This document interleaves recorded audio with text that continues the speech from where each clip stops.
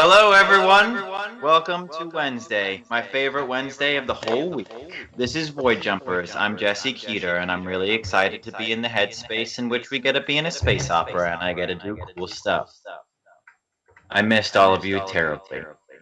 If I wasn't completely whacked out on prescription drugs, you'd see the tears of joy in my eyes. Unfortunately for all of us, I'm in zombie land. But guess what? We're going to be playing Monster of the Week. This is a book by Michael Sands. I encourage you to look it up and try it for your own tabletop games. Okay, that's enough of me. Let's bring in the rest of everyone. Hey, everybody. Hi, Jesse. How are you feeling? I'm feeling great. I'm also feeling great. Lisa? I'm doing so good. Wow. Casey, how are you feeling? I'm filled with curiosity about Jesse's drugs. Tell us more. Also true. Trin, what are your feelings this day? Am I the only one who's getting some wicked feedback? Yeah. Fucking hardcore metal fucking feedback. Fucking evil swooping down fucking flaming swords feedback, dude. Where's this echo coming from? Whoever's doing it, stop immediately. My shit was muted when you were on Echo, so I'm gonna go ahead and say not to blame. I also muted myself during that intro. I also muted myself during that. Well, I'm not taking responsibility for anything, so whatever. Okay.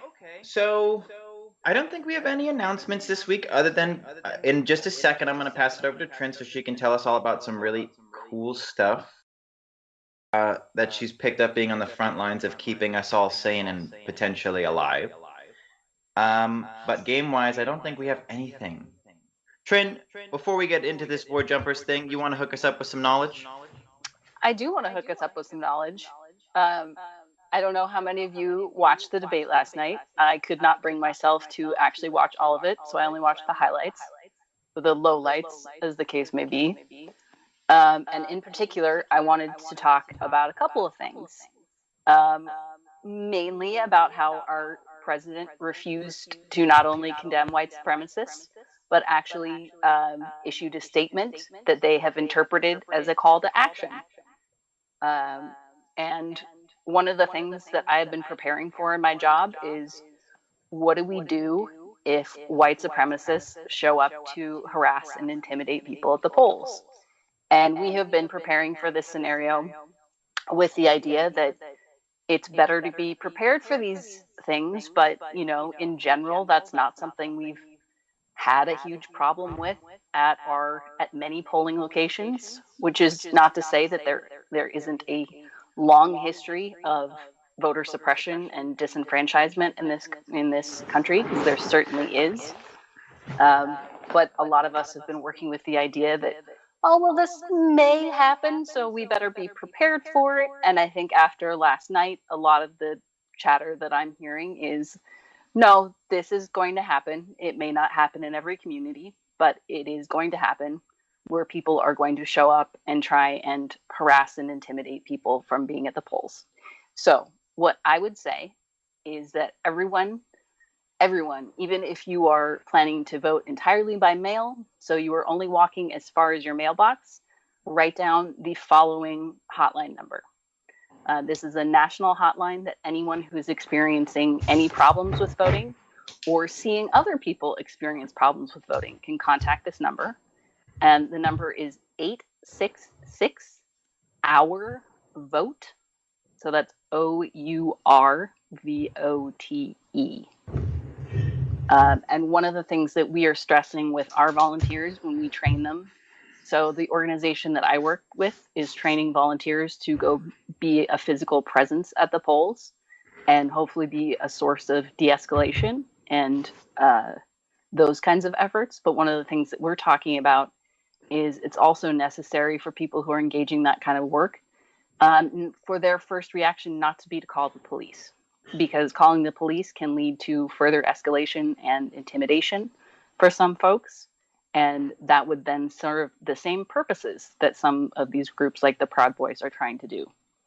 So obviously we don't want anyone to be physically harmed or to put themselves in harm's way, but I think particularly for us white folks who come from more privileged backgrounds, one of the things we can do this year is show up at the polls with the idea that we will be there to act as a go-between between voters who might otherwise face harassment and intimidation. So I would encourage everybody. You can also go to 866ourvote.org, and they have whatever state you're in, you can click on and find resources for your state.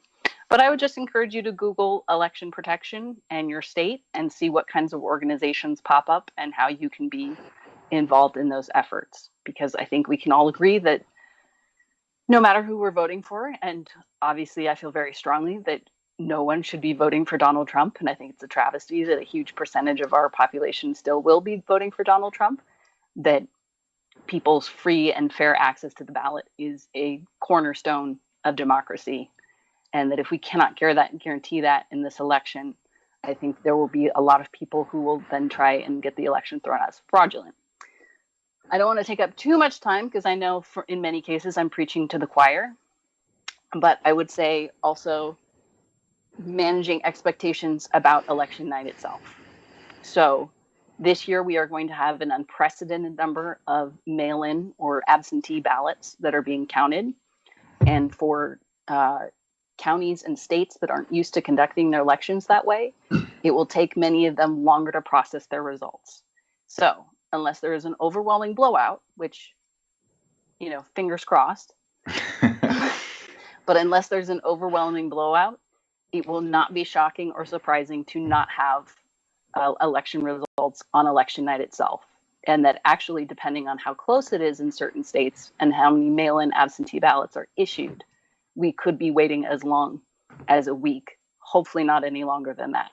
But that if we already come into it with the idea that it may take a while to get results, and that doesn't necessarily mean that anything's wrong, that actually means that the system is working the way that it's supposed to, without also, of course, ignoring the cases in which there is actual voter suppression and intimidation actually occurring.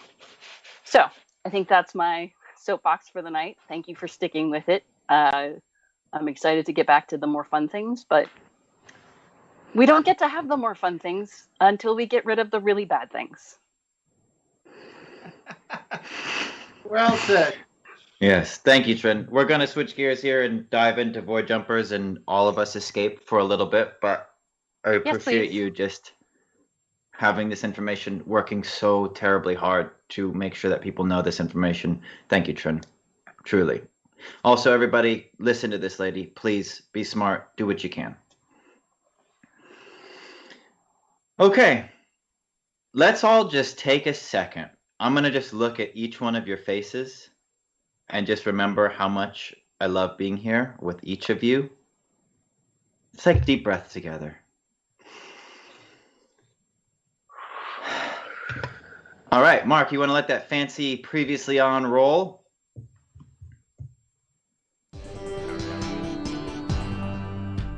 If you don't mind, I know that we're in crisis right now, but just put one of your priorities as keeping my pants on this trip if you can. I'll see what I can do. I have a feeling something bad's about to happen. Those classic. Fours? Okay. Cool. I don't have a cool rollaway chair. Pay for. There's one that Rex deftly, mind you, deftly squirted into Tag's ear. Click, click, click, click, click. Look, I say this to you as a friend, but you got a little chewed right now. Is there any beef jerky in this joint? I'm hungry. Brid, are you listening to what I'm saying? Yeah? Tentacle? You said tentacle? I hear tentacle. I cut a tentacle off earlier. Remember? I have it in my pocket. Black tentacles unfurl out of the water around Bryn, pass her by, and extend to grab both Tag and Rex. And Bryn turns around and walks into the tentacles and disappears. Blackout.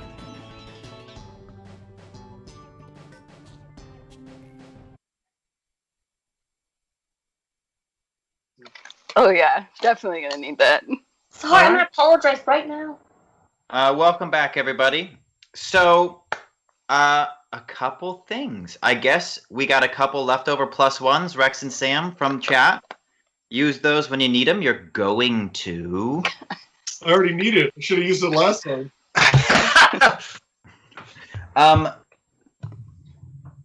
Before we get started, Bryn, I have a secret message for you.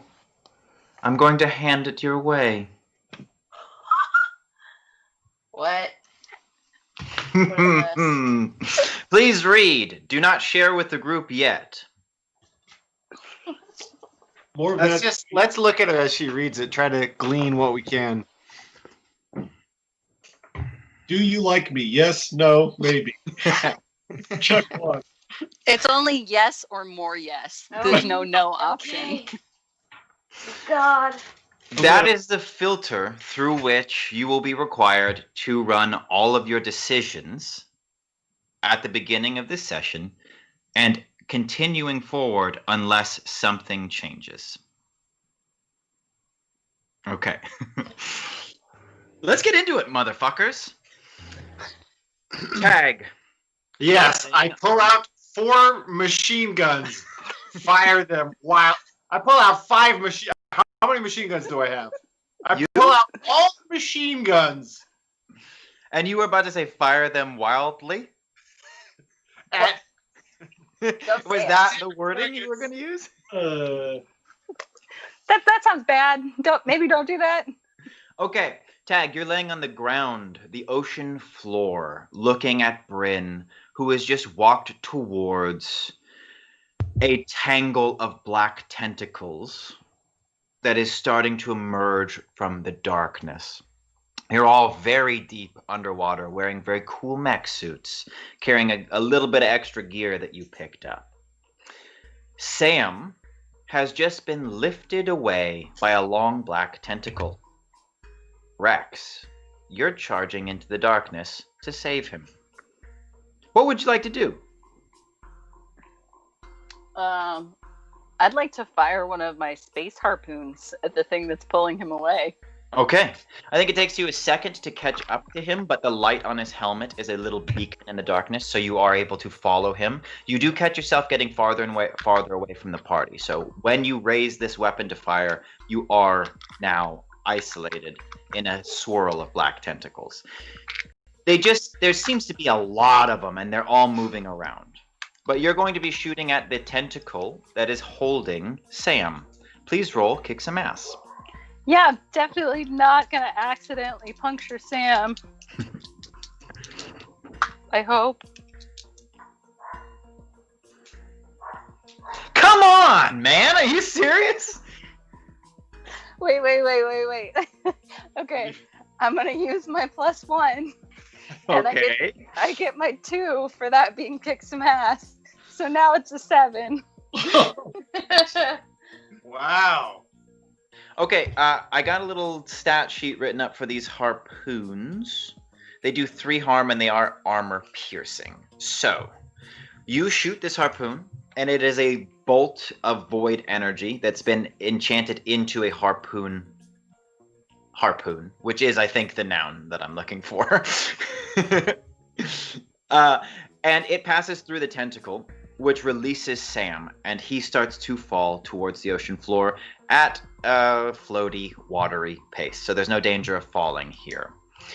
Sam, you're now free. You and Rex are in the ocean away from the rest of the group, and you've just been released from a tentacle. What would you like to do? I'm gonna kick on the propellers, either on the sort of fan pack on my back, or whether they're on my boots, depending on which. Both. Sweet. And I'm gonna jettison back down, and I'm going to try to scoop Rex with me to help give her momentum, so I can get us both back towards the group and away from the tentacles and the darkness. Cool. Roll act under pressure. It's 7. Okay. You are able to scoop Rex up and start to head back towards the group, but it is difficult to find your way down here. The two of you are moving at a clip that's going to keep you out of harm's way, but you seem to be turned around. And you are now moving in what you hope is the direction of your friends, but you are still kind of lost in the tentacles.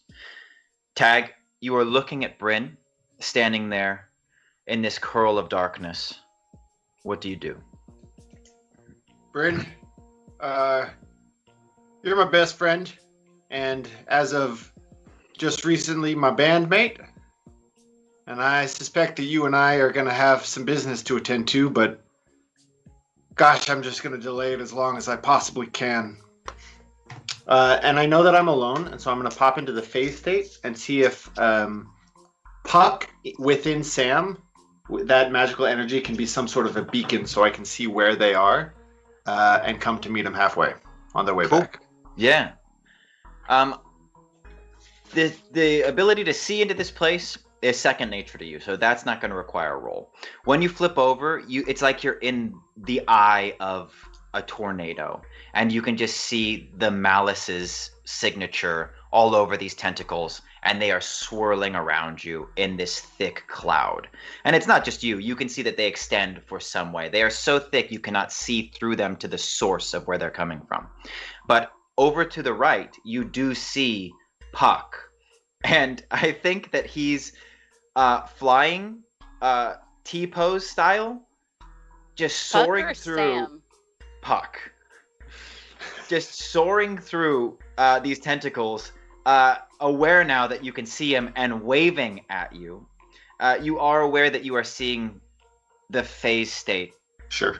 And so Sam and Bryn are also there, and they are much more realistically clumped together and shooting through these tentacles. But Puck is floating above, and you can see this big, bright, glowing ball of void energy that's just radiating like a lighthouse. He's giving us the Leonardo DiCaprio King of the World coming this way, right? Yeah.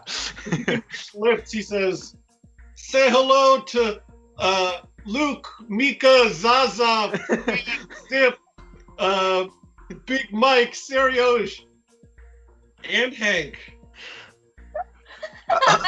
Of course. And I'm gonna activate the lightsaber on my Yeah, we've come this far. Fuck it, right? you know, and but a big beefy crude one. And I just want to be there to kind of sort of hack and slash at whatever's gonna obstruct them so that we can all regroup. You're just gonna clear him a path? Yeah. I think that's gonna be... If you want to also be dealing some damage to this creature, it'll be kick some ass. Yeah. Yeah, so roll kick some ass. Okay. 7. All right. Damn, What is 7. what does your damage do on that guy? Like nothing, which we need to talk about because it's a freaking lightsaber and it's a specialty weapon crafted by Rex with love, and it does 2 damage.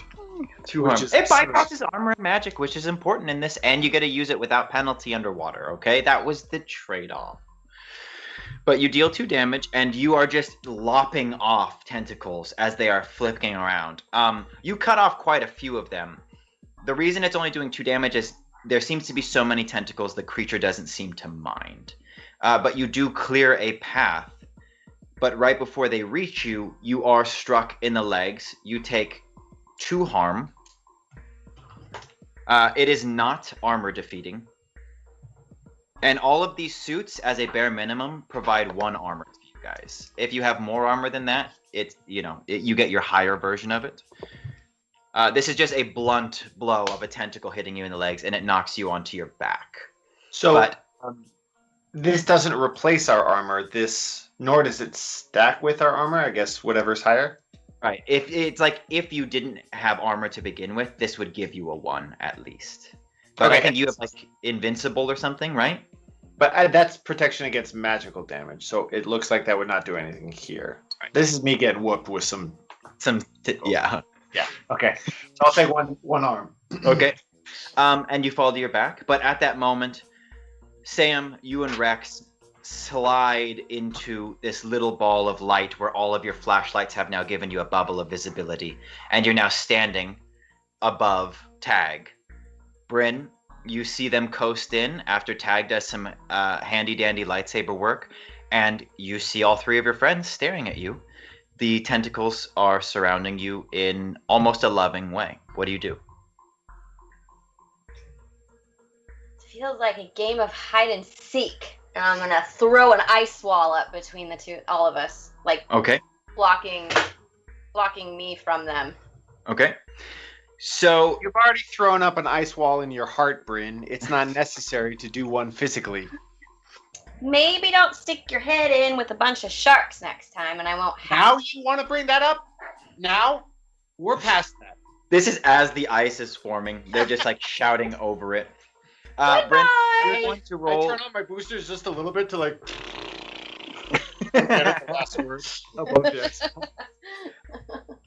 Bryn, you're going to roll use magic. You are going to be continuing on your tally from last time. Do you remember how many times you'd used it at this point? Oh, I've used one magic from last time. Okay, so you would just be doing this at a -1 to whatever your plus is normally.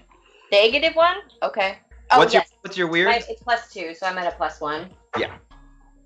9. Okay, an ice wall forms between you rather quickly. I will let you decide if you're still there on the other side of it after we see what your friends do. But there's now an ice wall separating you guys from Bryn, but also from the main source of the tentacles. And you can see them curling around and lashing out, but they seem to have a harder time getting to you now. Which brings us back to Rex. I think my first move is to just click on the comms because we still have them, and be like, "What the hell was that?" Just open channel? Or I'll direct it to Tag because he was last with Bryn, and say, "What the hell happened? I left for 2 minutes." Yeah, I didn't mean for us to get in a fight like that. I think that we each said some things that were hurtful to each other, and so we ended up getting. What are you referring to? Why did the summoner just put up a huge ice wall between us and the Right. creature? Man, I always feel like I'm in a situation to explain a lot of things at an inopportune time, but here I go. There are little slug worms that get in your brain and make you do things. It's been happening to the scientists in the facility. It happened to me before. That's really how I know this, and I have a pretty good suspicion that it's happening to Bryn right now. Can I hear this on the comms?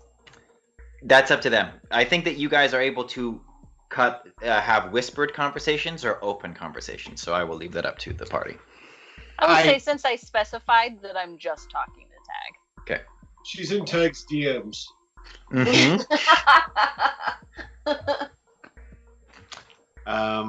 Yeah, that would be called. I wanted so good. I wanted so bad to do a pun, and I thought I could rhyme, but it didn't rhyme. I wanted to do like sliding into your DMs, but slide squid. So I was like squid. Fuck me, man. I'll just go. It's a fun game, everybody. This isn't for me. I tried as hard as I could for as long as I could. Tag implodes. It's just a little Do damage. sound of a little toot that just. All right. Yeah, so you guys can converse as much as you want, but the first action back will be from Rex. Yes, that's the story. It's pretty bad news. We can take it out of her brain. Yes. Oh yeah, it's not like I can just reach over. I'm saying we can do that. It will be difficult to do. It's gonna. And I click over was to that, Sam. Because I don't think Sam has heard any of this. And I just click over to Sam and say, "Did you know anything about brain worms?"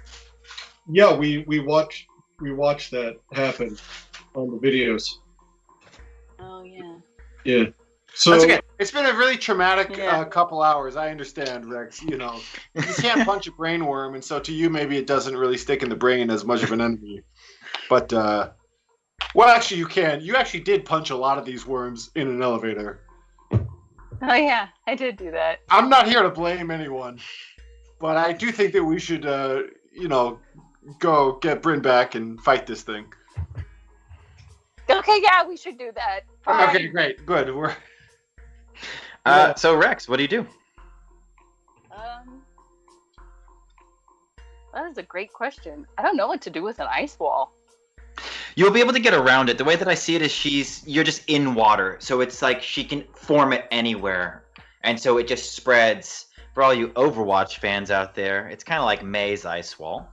And it just spreads up out of the water. But it would be, the size of the wall of the room you're in right now. So you can easily get around it. And with your jets, you could probably go over it. That's what I think I'm going to do. I'm going to jet up and over it. Okay, Bryn, are you there when she gets over the wall?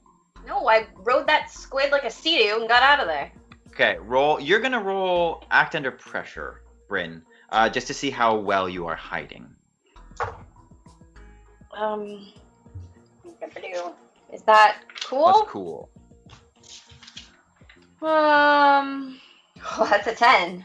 Okay, so when you get over this thing, Bryn is nowhere to be found, but you are confronted again with the tentacles. The source of them seems to be closer, and so you're actually watching the stalks of these tentacles as they're reaching past you and around the wall.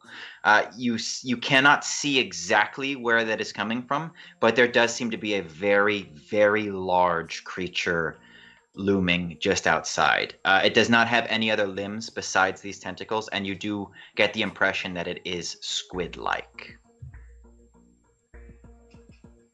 Would you like to attack it? Yeah. Okay, I would roll like kick to some attack, ass. yeah. What are you using? I recall that you are holding 2 harpoon guns. Are you shooting with both? I think so, yeah. It'll just be 2 rolls and we'll see what happens. All right. It's like you're dual wielding. Ha ha! First one was an 11. The second one, also an 11. Perfect. So you can deal an additional 2 harm total. You can protect yourself from taking any harm, or you can give a bonus to your buddies. I'm gonna choose the additional harm. Okay. Hell yeah.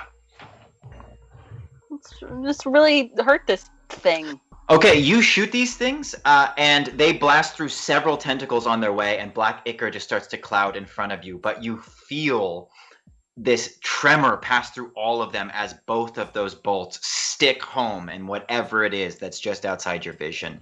And all of you feel a shockwave as something very large, very deep underwater lets out what could only be some kind of whale song type scream. I think I made it mad, guys. It is now very cloudy black water around you that your flashlight is reflecting off of, like the top of oil. Which brings us to Sam. Sam, you just saw Rex bunny hop over this wall and then felt a whale song. Yeah, I'm also going to propel myself over the wall. And when Easy. when I see the ichor in the water, I'm going to assume that the bellow is connected to the beast's scream. And I share with the team, if it bleeds, we can kill it. I'm going to also open fire with my fish stick.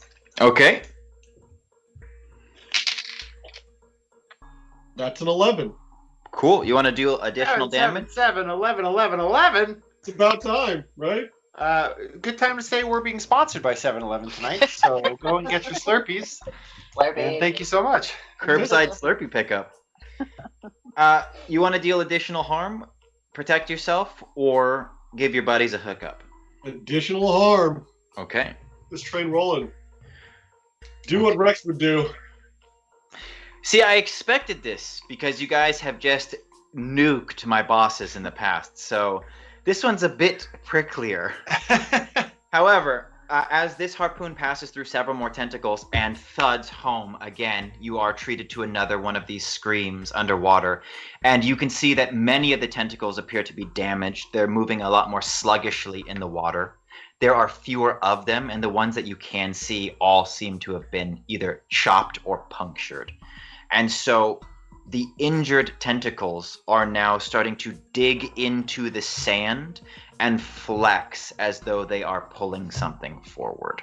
Oh. Your tag. All right. I really like this momentum, and I would like to jump in and fire my harpoon gun as well. I believe I've already given it to Rex.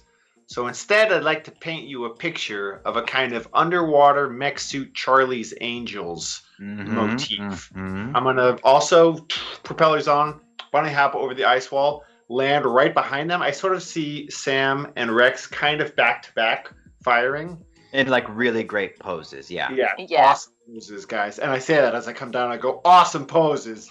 And I activate my saber right as I land, and it kind of goes slow motion as I land, and the sort of flaming red appears behind us in the cool ichor, the black and the blue of the sea.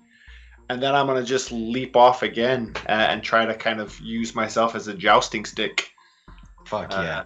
And head right towards what I imagine is the, core of this thing. Roll kick some ass. Oh, well. That's going to be a 10. Perfect. You want to deal additional harm? Yeah, protect fuck yeah, I yourself. want to do additional harm. Okay. It's going to be 3 harm total. Okay, so this is what I see happening. The maneuver goes off just as Tag explained it. But as he leaps again to charge forward, the form lurches into the edge of your light. And you see a very large squid's mouth. You cannot make out the extent of this creature. It is so large that it passes away from the light and on into the darkness, but you're seeing that place beneath all the tentacles where there's that beak, and it is bleeding this ichor as Tag lunges forward and just buries the lightsaber in this soft flesh next to the beak and carves down in the way that he was trying to open up the elevator earlier, and this large gash appears. Tag, it twists, sending you away. You do not take any harm, but you're no longer right next to it. I just kind of see you guys Dragon Ball Z-ing around on your jets, kind of being pushed around, flipping backwards, catching yourself. And so you float a little bit back and land, completing the Charlie's Angels pose as you are dripping ichor off the side, and both of your friends are holding the guns. And you're now all facing this gnashing, thrashing squid. Hey, y'all, where's Bryn? Bryn, what are you doing? I'm gonna open the comms. Hey, why are you trying to hurt my new friend? He's actually really nice. I've named him Ollie the Obliterator. Don't piss him off. Oh, sweetie, honey bear. What? Oh, gosh. Come on. Just be nice. We could all be friends. We are being friends. We're introducing him to a new form of acupuncture. Bryn, I will point you down to the final sentence on that note and say I think all 3 of their actions would trigger a response. Okay. I'm gonna shoot electricity through the wire and try to short wire all their suits. Okay. This again will be use magic. You are now stacking another tally on your list, which I think puts you at a straight roll. Yes. And we don't hear this, so we don't know what's coming. Fudge! I don't think I have any points from last week either. That's a 6. Wow. Okay, so I think with a full failure, this isn't going to be good for anybody, including the monster. I think that it's just the magic she's trying to use right now, blasting electricity while in water, I don't think is going to be good for anybody. Bryn, where would you say you are? This creature has brought itself to the edge of their flashlight, but you can see that it is very large. You know, we're talking like the size of a semi-trailer, just its head. And where the tentacles connect, that goes on for dozens and dozens of feet. So this thing is very large. I think I pop up behind its head, just kind of up above. You focus to cast and touch down a little bit on your own jets, placing your toe onto the flesh of this creature. Your new friend, Ollie the Obliterator. and you unleash some lightning. And the way that I've always really thought about magic working in this game, but we've never fucked with it too much, is that when you're using magic that is powerful against other kinds of magic, in this case, lightning versus water, it is amplified. And so what ends up happening is Bryn and everybody else in a suit, your suit shorts out. It does not destroy the suit, but it's like when a car hiccups and turns off before it immediately turns back on. All of your jets cut out, and you all start floating up as this current of electricity washes through the squid, dealing, I'm going to say, 4 harm to the squid because it is weak against electricity. Yeah. And 2 Sorry. harm to everybody else. No. Sam, What is everybody at? I'm at 2. Does that go through my armor? Wait, 5? Sam, Sam? taken 5 or you have 5 left? I've taken 5 Holy because shit, you're because- unstable. Puck refused healing, Oh And- yeah. and as per usual, Sam is left with that. So Sam, real bad. Sam barbecue. So actually, your suit short circuits and you will go unconscious. Oh um, no. I don't think that will be a permanent status effect, but it is the most immediate thing that happens. The blast, you are just closer than anybody else, and you catch a little bit more of it, Sam, and it flips you around, and you start floating up towards the surface. Well, the surface is like a mile over you, but you start floating up, unconscious. Everybody else loses control of their suits. Bryn, did I already tell you how much harm you take? No. You take 3 harm. So I'm at 5. Okay. That you've taken 5? No. I was at 2, so now I'm at 5. Am I unstable now? Yeah, you are also unconscious. Oh god. Okay. Wow. Did the electricity penetrate armor? Yeah, Okay. yeah, it's just gonna be a straight 2 for you guys, No matter what. no matter what. Okay. That is just because you're all underwater. If it wasn't that way, we would probably cut that up differently for everybody. But because Bryn's failed that roll, she just floats up, settles down onto the squid, and then a bulb of lightning forms around her and then explodes. And this shockwave just crushes straight through everybody, short-circuiting everybody's suits. And so, like, you see this thing start to turn into calamari as it just roasts this squid. But that brings us back around to Rex. So is this squid still alive? It is. It is looking worse for wear, but it is still alive. Okay, I think I can't effectively deal with my injured teammates until this thing is dead. So I think I have to keep firing my harpoon guns at it. We're all here to do what we're all here to do. Yeah. Come on, baby. Another 11. 12? No, what do I add to that? Do I add tough to that?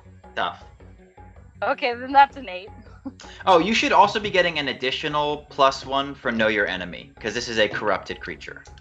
Am I still rolling twice like I did last time? Yeah. Okay. Well, then that's a 9. Excellent. Oh, God. That's another 9. Okay, cool. Wow. So you 2 deal sixes 6 in a damage row. to this creature, armor defeating because of the harpoons. You blast off 2 more. Your suit has just turned back on as you pull the triggers because you didn't roll a full failure. And you're able to quickly right yourself and shoot 2 more harpoons. One of them pins one of the primary tentacles that's dragging the beast closer to you into the sea floor. And you can see that this, as it is closer to the creature's body, more ichor begins pouring out and it's thrashing against the wound. The other hits near where Tag injured it already. It is not looking good, but it is still alive. It wraps a tentacle around you, Rex, and begins to pull you towards its beak, which is large enough, you would think, to swallow a person whole. And you're not taking any harm, but the consequence of the partial success is going to be that you are now being pulled towards the creature. Which brings us to Sam, who is unconscious. Sam, you're going to roll, I think, just straight tough.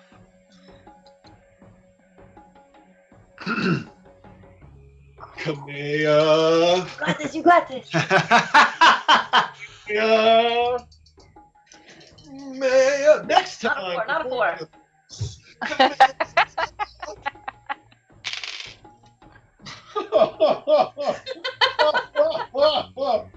a 4? Don't tell me it's a 4. Oh, wow. What was I rolling? What was the? Plus tough? Oh, wow. Yeah. But you're Sam. You know what it is. Do I even need to say it? The fadeaway 4? Okay. The adventure continues. I do go up a level, though. Sweet. You're going to wake up, but so that was just to see what happened, if you were going to wake up or not. So with the full failure, I am going to allow you to wake up, but your suit is not going to turn back on. Oh no. So all of the joints in this thing have seized up, and you are still floating towards the surface. Is there anything you'd like to say to your teammates, or anything that you'd like to try? Absolutely. Because there's no, I'm I guess your comms aren't working either. floating in the water, I'm going to try to rock myself so that I can fire another shot with the harpoon and just try to time it. If I see Rex going towards Squidmouth, I can't sleep on the job. Okay. You're going to roll 2 moves here. The first one is going to be act under pressure. I'm going to have you fire the harpoon gun no matter what. Act under pressure is going to tell us how good you are at aiming it. Okay, here we go. Act under pressure is with... Cool. All right, so that's an 8. Cool. All right. That's going to let you fire it. So you rock it so that you're now still floating, but you're just kind of floating statue style. And roll kick some ass. You're going to have a -1 because you're going to be fighting through a frozen gauntlet to pull the trigger. All right, come on now. Give me them box cards. Daddy needs a new pair of shoes. Hey. All right, I get -1.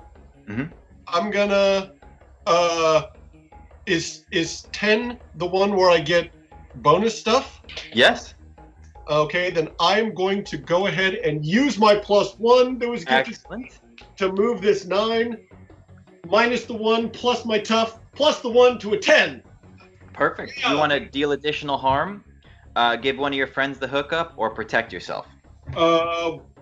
If I did the help a teammate, would that be like a release a Rex, or it just gives her a bonus to her next roll?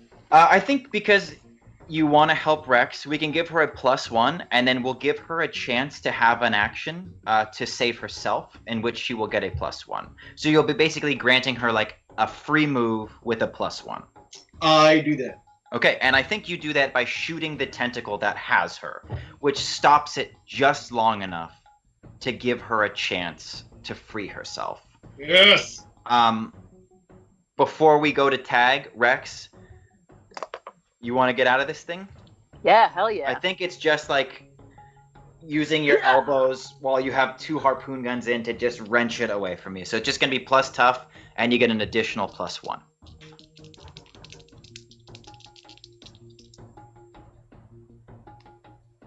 That's a 13. You rip it apart as you explode out of the tentacle. Rex is no longer in danger of being eaten, which brings us to Tag, who has a lot more options on this turn than before. Well played, Sam. I see Sam floating up, and I think we've lost him. My comms are just coming back. I'm beginning to see light in the suit. My ears are still kind of smoking from the electricity, and and I see that he's not responding, and I assume the worst, that that's the end of Sam. He's just floating through space. But then I see as he floats through, he shoots the harpoon, which slices right through the one holding Rex, and I think, yeah, that stubborn motherfucker's pretty hard to kill. But he is still floating up there. So I'm going to boost up, grab his suit, and I can see, my lights are working. I can see his face. I can see he's responsive.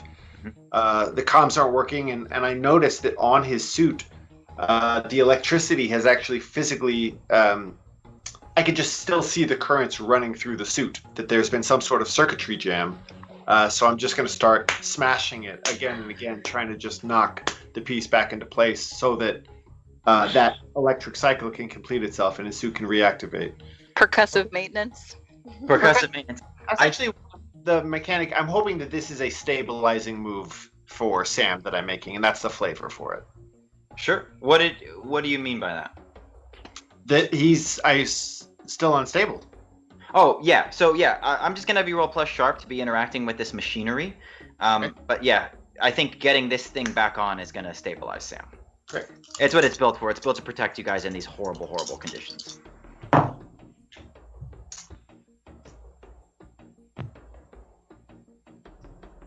No. It's fine. It's fine. I need to learn about myself that you can't fix other people. It is hubristic to even try. Now, not having wheels on my chair, I'm just gonna have to go.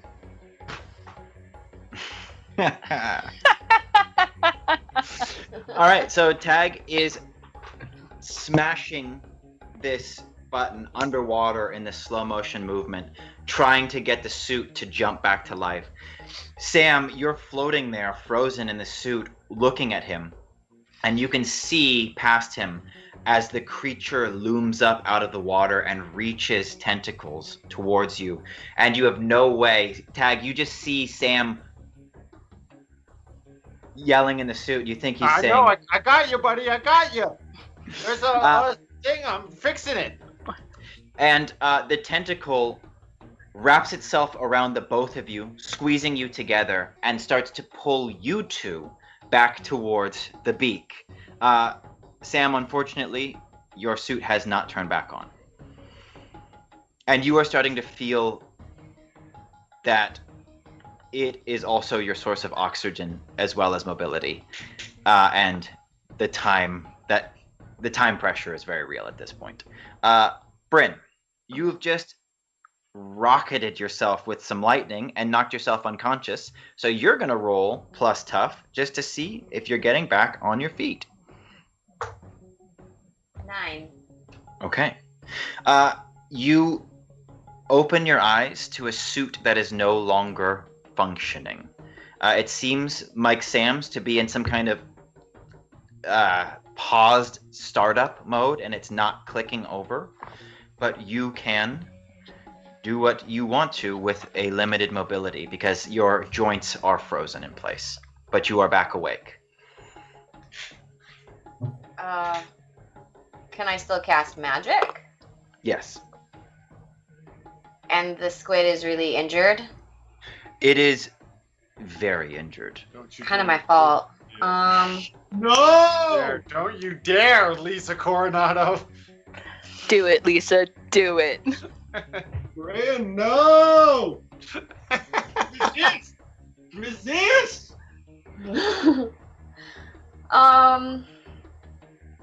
You can God. Healing I would like to create a light cyclone around me and the squid that blinds everybody that's outside of it. Okay. Roll. Use magic. I believe you're at a -1 now. Yeah. Oh shit. Okay.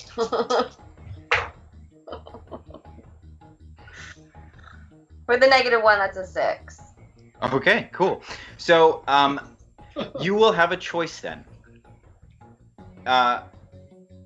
As this spell is about to leap from your fingertips, though they are frozen in place, You can feel something in the back of your head in constant contact with this squid. And there is a moment of uncertainty as the word light comes to the forefront of that part of your brain which is in touch with magic. Would you like to augment the spell in any way? We're talking about it keeping its form of cyclone.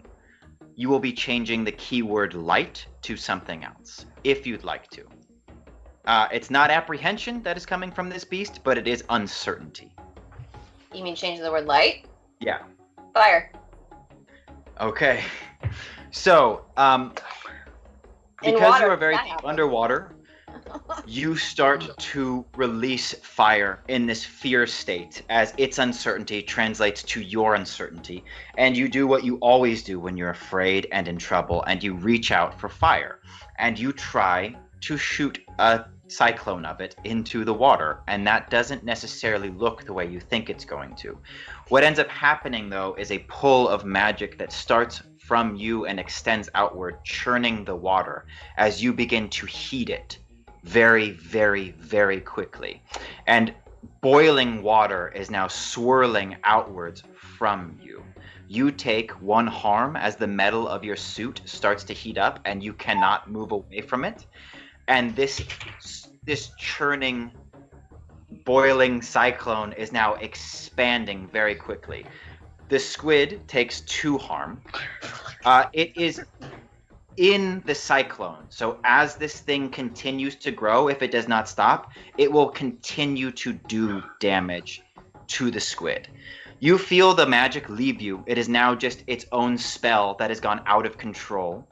You have, what is it called, Lisa? A curse when you fail use magic? I think your class has like something called a curse. It's not that bad. It's Also, I love the recent comment in chat. Thus ends Void Jumpers. Join us next week for a new show. I have bad luck charm. Yeah, I think that's what it is. And the way that your character's built is that when you fuck up magic, it usually hurts your friends or Yes. something else worse than you. Not Yeah. hurt me. So you're going to take this first harm, but you're going to be able to resist the heat.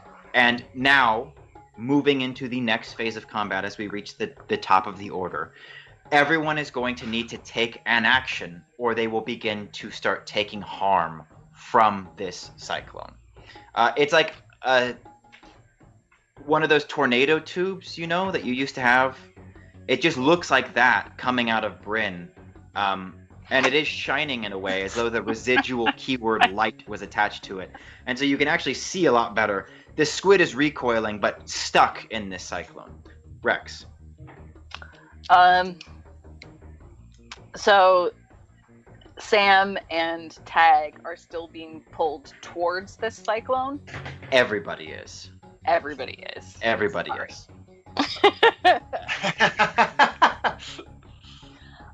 Then what I think I'm going to do is fire on my propellers and try and do kind of that same swooping thing that that Sam did for me, and see if I can't like yank them out of it Sure.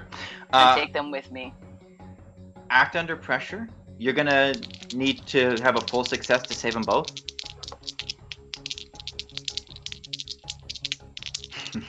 You know you can't fail a roll if you just keep shaking the. Never mind. What is happening?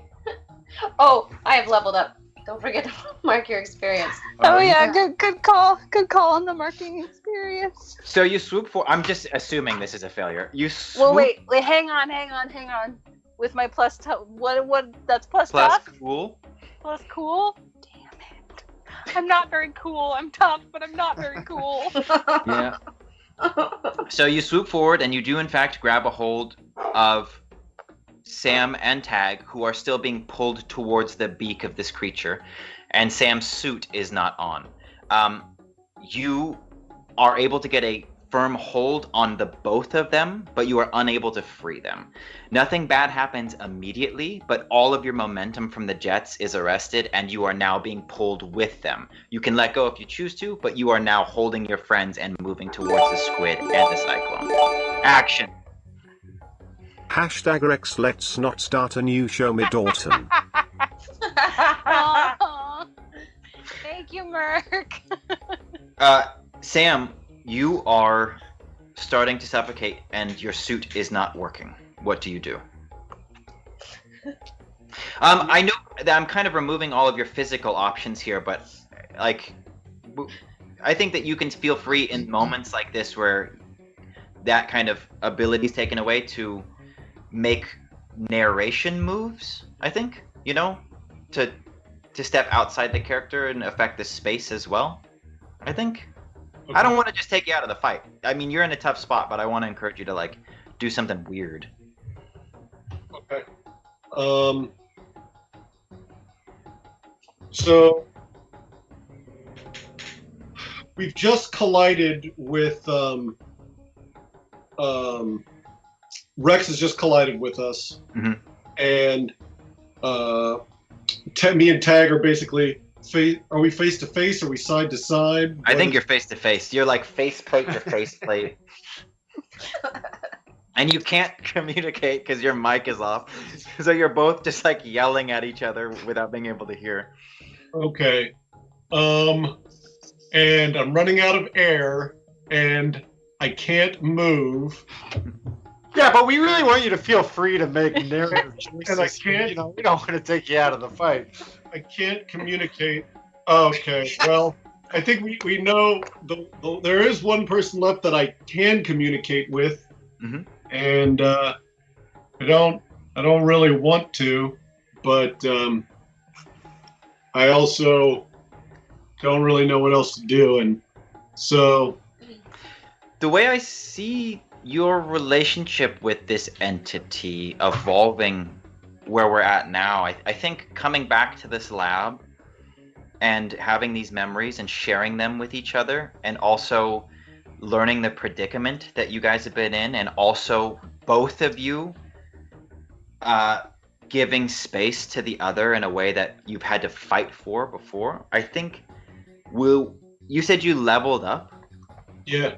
I would propose an ability, if you'd like to take it, Okay. which is an evolution of your relationship with Puck that will allow the two of you now to shift into the other whenever you'd like, with no need to shoot yourself in the chest or grab a flaming serpent or do any of those things. I think that through this mission arc, you've made leaps in the relationship of the two characters that would create a stronger bond, where before it was almost like you were adversarial, but you both made the decision not to split just in case the other one gets stuck. You know a little bit more about how it works, if you'd like. I like that. I Okay. think I like it because it seems like an evolution of that relationship. Mhm. Okay, so hey Sim, it looks like we're pretty stuck, eh? Yeah. I think this is it. Well, it doesn't have to be. You want to tag me in? I could probably get us out of this pickle. I want to keep everyone alive. You know what? I'm okay with tagging you, because I don't think there's a back seat anymore. All right. Well, have that. Rex, the armor in your hand splits and bursts apart as Puck's form grows out of Sam's. The tentacles that are wrapped around Tag and the former Sam also rupture, much like they did when Rex thrust herself out of it. And Puck, you start floating down towards the ocean floor, cool as a cucumber, free and no longer in a power suit that is not functioning. You are just you, and you don't need to breathe, so you're chilling. as I'm breaking free, is it possible for me to try to either extract Tag from the grasp of this tentacle? Oh, they burst. Oh, You just explode out of it. So Tag is also free. These. All right. And you can take a move. I grab a hold of. Is there a tentacle anywhere within reach? There's tentacles everywhere. I would like to turn my feet into flat flippers, basically, and give one good push and try to turn myself into a giant obsidian harpoon missile and crash into the squid. Okay. You're going to roll kick some ass. Dope. That's so freaking cool. Super You've offensive. messed with the wrong group of friends. And I just made one more. And he was a hard nut to crack. Oh, the power of Sam. I dub thee 11. Cool. Yeah. You cut through this thing. It has been so heavily damaged that you just go right into it and find yourself kind of in the belly of the beast, and then very quickly in clawing your way out, it just gets kind of absorbed into Bryn's jet cyclone of boiling water and turned into squid soup and just dispersed throughout the water. And as all of these heavy chunks kind of set the cyclone off balance, it disperses, and when all of this clears, you see this glowing purple giant standing where the creature was, waving. And Bryn, you see the squid be destroyed. If anything, the notes on your paper are more dire now. It does not seem to have any effect on what's going on with you. Tag, it is your turn. Okay. Talk to me about where Bryn is. She is just floating in the water next to the tornado that just dispersed, maybe 15 feet behind Puck. Okay. Her suit is inactive? Yeah. I also Okay, have let me- 6 harm. So you're one away from dying. Yep. Good lord. Okay. Let me motor over to her. Grab her suit and then reverse the propellers up on I'm going to say my shoulders, and just have us descend slowly, landing in a soft thud on the ocean floor. Water and a little bit of sand kind of ripples out from us. And I'll speak to her out of the comms, but just telepathically. Hey, buddy. How you feeling? Not so good. Yeah, you sad about Ollie? Yeah, I'm really sad about Ollie. Yeah, he's a good friend. He's a good guy, but he had to go away for now. I think we'll get to play with him again later. Let me ask you a question. What? What do you feel like you want to do with that sadness? Do you feel like you want to hurt us? I feel like I want to protect myself and something I can't quite put my finger on, and I can't really control what's going to happen. And I should warn you right now that you should probably leave. Well, I appreciate the warning. That's not what I'm going to do.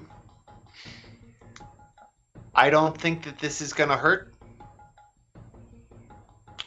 And a la Keanu Reeves in The Matrix Reloaded, when pulling a bullet out of Trinity, I want to kind of do some phase state surgery and see if I can just reach into her in the phase state and just grab that worm. Okay. I think this is just going to be a use magic roll. If you have any tallies left over from last session they would apply to this, Okay. but I don't know how often you were using magic. Someone can keep me honest in chat, but I actually don't believe I did generic magic. Okay, you usually do not, so that doesn't surprise me. Okay. But this will be the first then of this sequence of events. But you get your full plus weird, and you're gonna roll use magic. I'm gonna use. I got some magic only die, again courtesy of our fearless you know who. Whoa! Do they glow? Yeah, they're glass. I don't even know what the deal is. Whoa! Cool. Sorry, I'm having a hard time holding these guys up, but yeah. Anyway, only using them for magic rolls. Oh, they're very hard to see. Hang on one second. Okay, I'm gonna finally join Club 11. Cool. Tell me what happens. It goes off. It is successful, and there are no side effects. So you tell us what happens. We see Bryn and Tag kind of in a two-shot in a wide. There's a frame of Iker floating around them, blackening out, vignetting the rest of the world. And we can see, even though their mech suits are very full of color and life, there's almost a blink into monochrome, and we see just these shimmering, static black and white images, and he reaches almost as if to put a hand on her head, and then grabs through her, pulling out the front of her face this slugworm. The moment it passes outside the safety of the suit, the pressure of the deep water squishes it, and you are just holding muck in your hand. Bryn, you are free from this spell you've been under immediately. Your eyes clear, and then you're floating in darkness alone. You are still deep underwater, but you're free from the constraints of your suit and the pressure of the depth. Unlike before, when approached by the elder spirits, this squid does not reveal itself, and you get the sense that it feels great shame for its loss of control.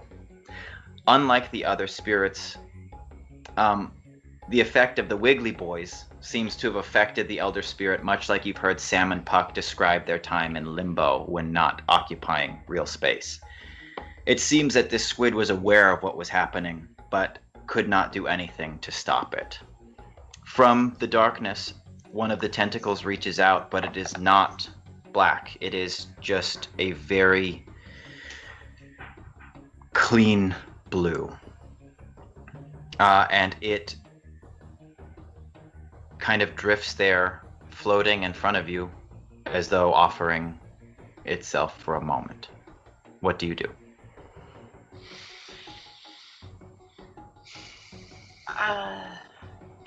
I can't move. my suit's shut down, and can I? You're no longer in your suit. You seem to be in a place outside of time. You're just floating in the water, free, very light. You do not have a mask on, but you don't feel the need to breathe. I'm gonna float over to it and just lay a hand on it and just say, "It's okay. I understand. I had the same experience, and there's nothing you could have done. There's no shame." And just say, "You're free."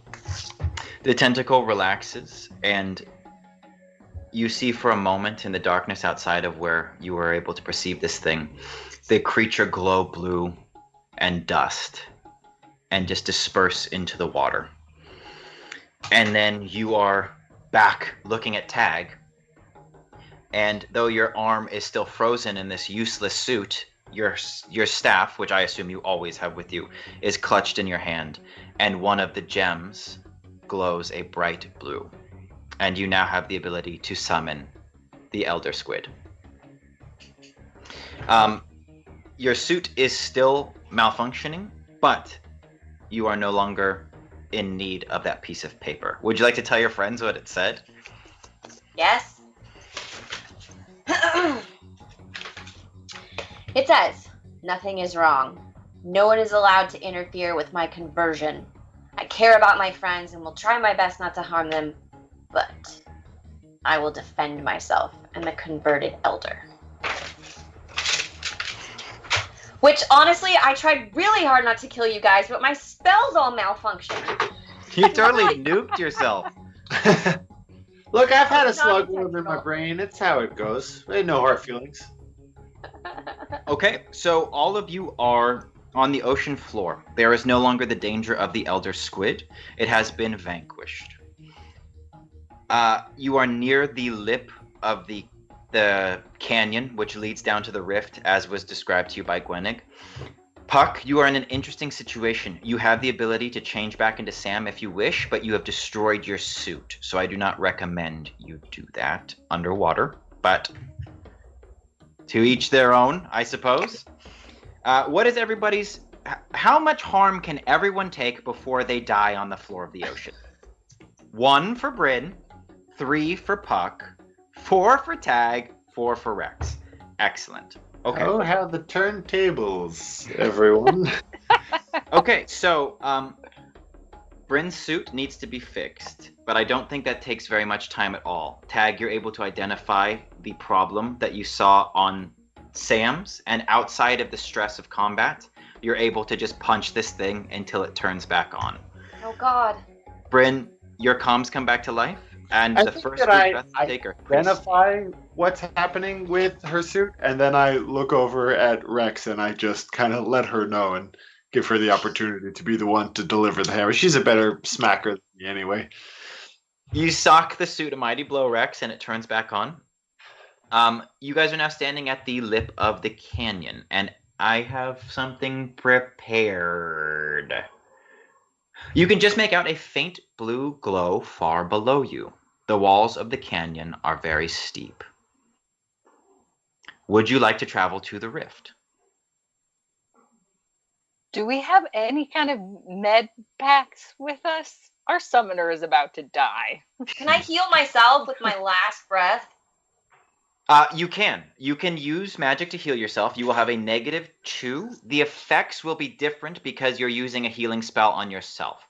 So Okay. if you fail it, the roll will not kill you, but it will probably have an adverse effect on your allies or the area around you. Do you want to? I don't want to min max, but I think it could be cool. You've got 2 other magic users here, Puck and myself. If you wanted to put us in the driver's seat and use your powers to assist, you may not risk having the negative whatever, like -7 or whatever's on your roll. Can you perform a healing spell? With your guidance, he can easily do so. Here's how it's going to work. The more people involved, the easier it will be to succeed. The more dire the consequences when you fail. So I'm cool with it, and I'll give you some pluses. But if you fuck this up, you will be in trouble. Oh, shit. That's up to you. Let's do this in character. How about? Please Right. Bryn, I don't know how much of that you remember, but you unleashed an electric shockwave tornado of fire, which is very cool. We should talk about that later. Choice move, but You almost boiled us all alive. technically, what Rex is FYI. saying, yeah, it is technically true. I tried. I had the urge to fight you all, and it was everything I could do to not aim directly at you, but it still didn't work. I'm sorry. No, don't apologize. I know. I've been there. I know. Do you? I'm never not going to have faith in your powers ever under any circumstances. And if you want to heal yourself, then by all means. I don't know how you're feeling. If you want Puck and I to give it a spin. I can hold your legs if you think you might flail around. Sounds like Rex is going to be really instrumental in this as well. Okay. I mean, I've never done this, but yeah, I don't have a lot of strength left, so Yeah. any help is, I guess, better than no help. You're looking shaky. Yeah. So I think the way this is going to work is Bryn is going to supply the spell. Tag is going to amplify it. And Puck is going to ground it. Which Puck has no idea about because he can't hear anything or communicate with them. But he's down to have a good time. Oh yeah, he's got a big smile and he's attempting to make bubbles with his mouth, even though he doesn't use oxygen. He's more like a. It just looks like he's trying to talk, but he's just trying to make like.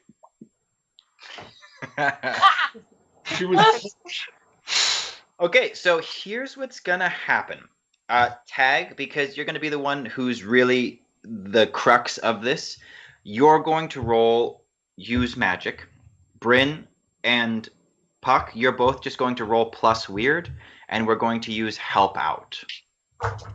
And the rules for help out will apply. I don't have to do my negative, right? No.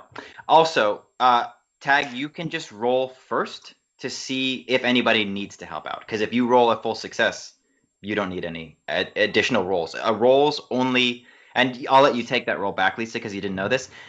If you roll, you enter into the equation and affect it. But if Tag rolls a full success, narratively, everything we just talked about happens, but there's no need for you to mess with the mechanics.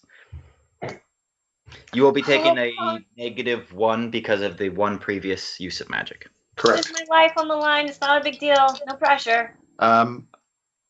Well, I do feel pressure now.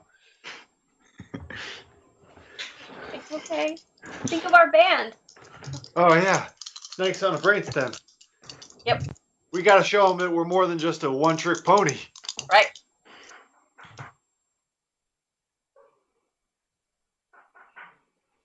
That is a 13. Excellent. Okay, so here's what's going to happen. The spell is not going to have any bad consequences, and Bryn's just going to heal. You can alter its effects if you'd like. Puck, you can enter into the equation to ground the spell, and you can actually make it a heal all Final Fantasy terms if you can get a full success. A partial success will not have any negative consequences, but a full failure would. If you'd like to give everybody some health, you could enter into this equation. With Puck's presence and inclination towards feeling magic, he'd probably try to participate without knowing. Just like, oh yeah, ooh, party. Roll plus weird.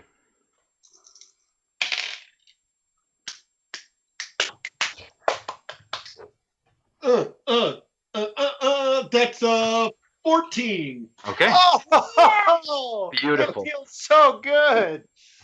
What I'm gonna say is everybody in the party heals 4. What? Ooh. What about Rex holding her legs? What does that do? Oh, nobody thrashes around during successful thrash negation. Yeah, so everybody heals plus 4. Oh, How much Nice do you job, need to level Mr. up? Jensen. 5 fails. Yes. Did you level up? I have 6. Okay. You can choose anything from the Hexes playbook. We don't need to have you decide in this moment. Or you can just create a spell that you can cast at will instead of having to use magic to create it. It would just have a set, like your healing spell has set circumstances. You can create a spell as the Hex to do that. Ooh. Or in this case, as our modified Hex class for Summoner. I want a face stealing spell so I can assume the identity of somebody else that's in the vicinity. Okay. I'm not going to create the spell this moment, but you can do that. Okay. And I think it'll have weird consequences if you fail. We're going to call it humanoid shapeshifting. So you cannot assume the form of beasts or Puck. If you want to use it before we have it written down, I can give us some doofer rules, but you have that ability to do humanoid shapeshifting now. Okay. Weird. It's cool. Okay. I'm very excited about that. That's my kind of game plan. 100%. Okay, so everybody's healed 4. You're now standing on the rim of the canyon. You are faced with faint glow very far below you. There does not appear to be any immediate danger creature-wise. It will require a roll to get down to the rift. Would everybody like to go? I'm going to try to do some sort of salvaging of the suit to see if I can get any of the propellers to work, like one of those scuba pulleys. Mhm. Whether it's the boots or the backpack. So Sure. not worrying about the oxygen intake or anything like that. Just, you know. I'm gonna just make you roll plus sharp. What is? I'm not gonna give you a penalty because I feel like you're probably already at a negative with Puck. For sharp, Yeah. let's double check. Let's see, boop, boop, ba-doop. And the answer might surprise you. It is not negative. It is completely neutral. So Okay, so you're gonna be rolling at a -1, because you've got big fingers and you're underwater. But I mean, I guess that makes sense if you want to be, in the actual world of gameplay. I do. First of all, Me too. So Puck kind of gathers up the boots and the backpack and moves it over to the sphere of light and just starts like trying to configure some sort of like wrist, like big bracelet that he can like sort of like fly around with. Cool. And he's just, punching it and trying to strap it on. And then he starts talking to everybody. All right, guys, here's what I'm going to do. I'm gonna help out with that. I'm Okay. handy. you can again wait till he rolls first and decide whether or not you wanna. Okay. And they just see, him flapping his mouth in the water just completely. Oh, yeah. And then, I figure I can bypass the air tube to actually be an additional propellant.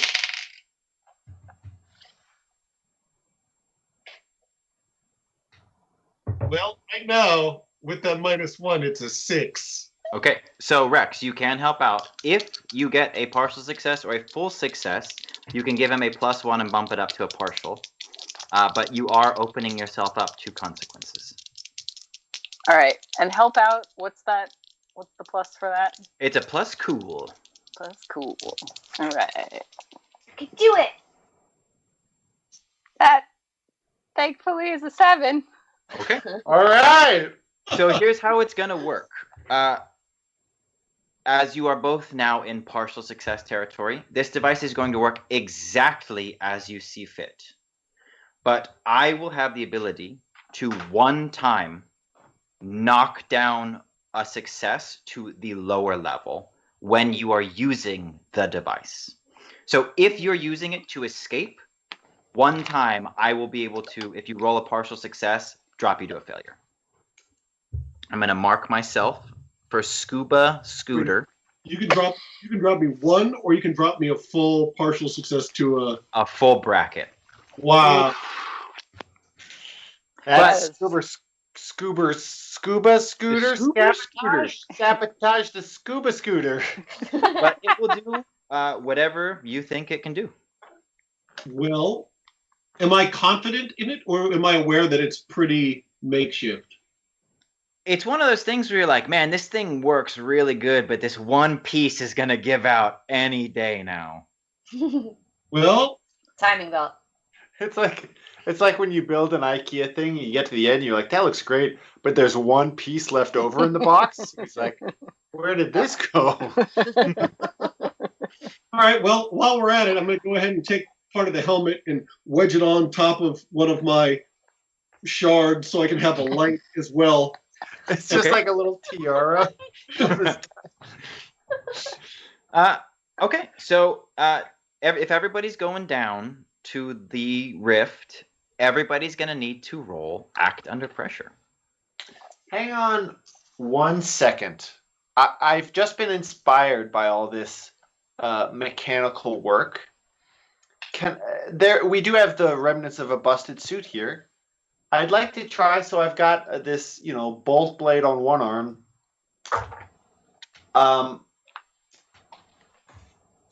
What is the movie or TV show that this is in?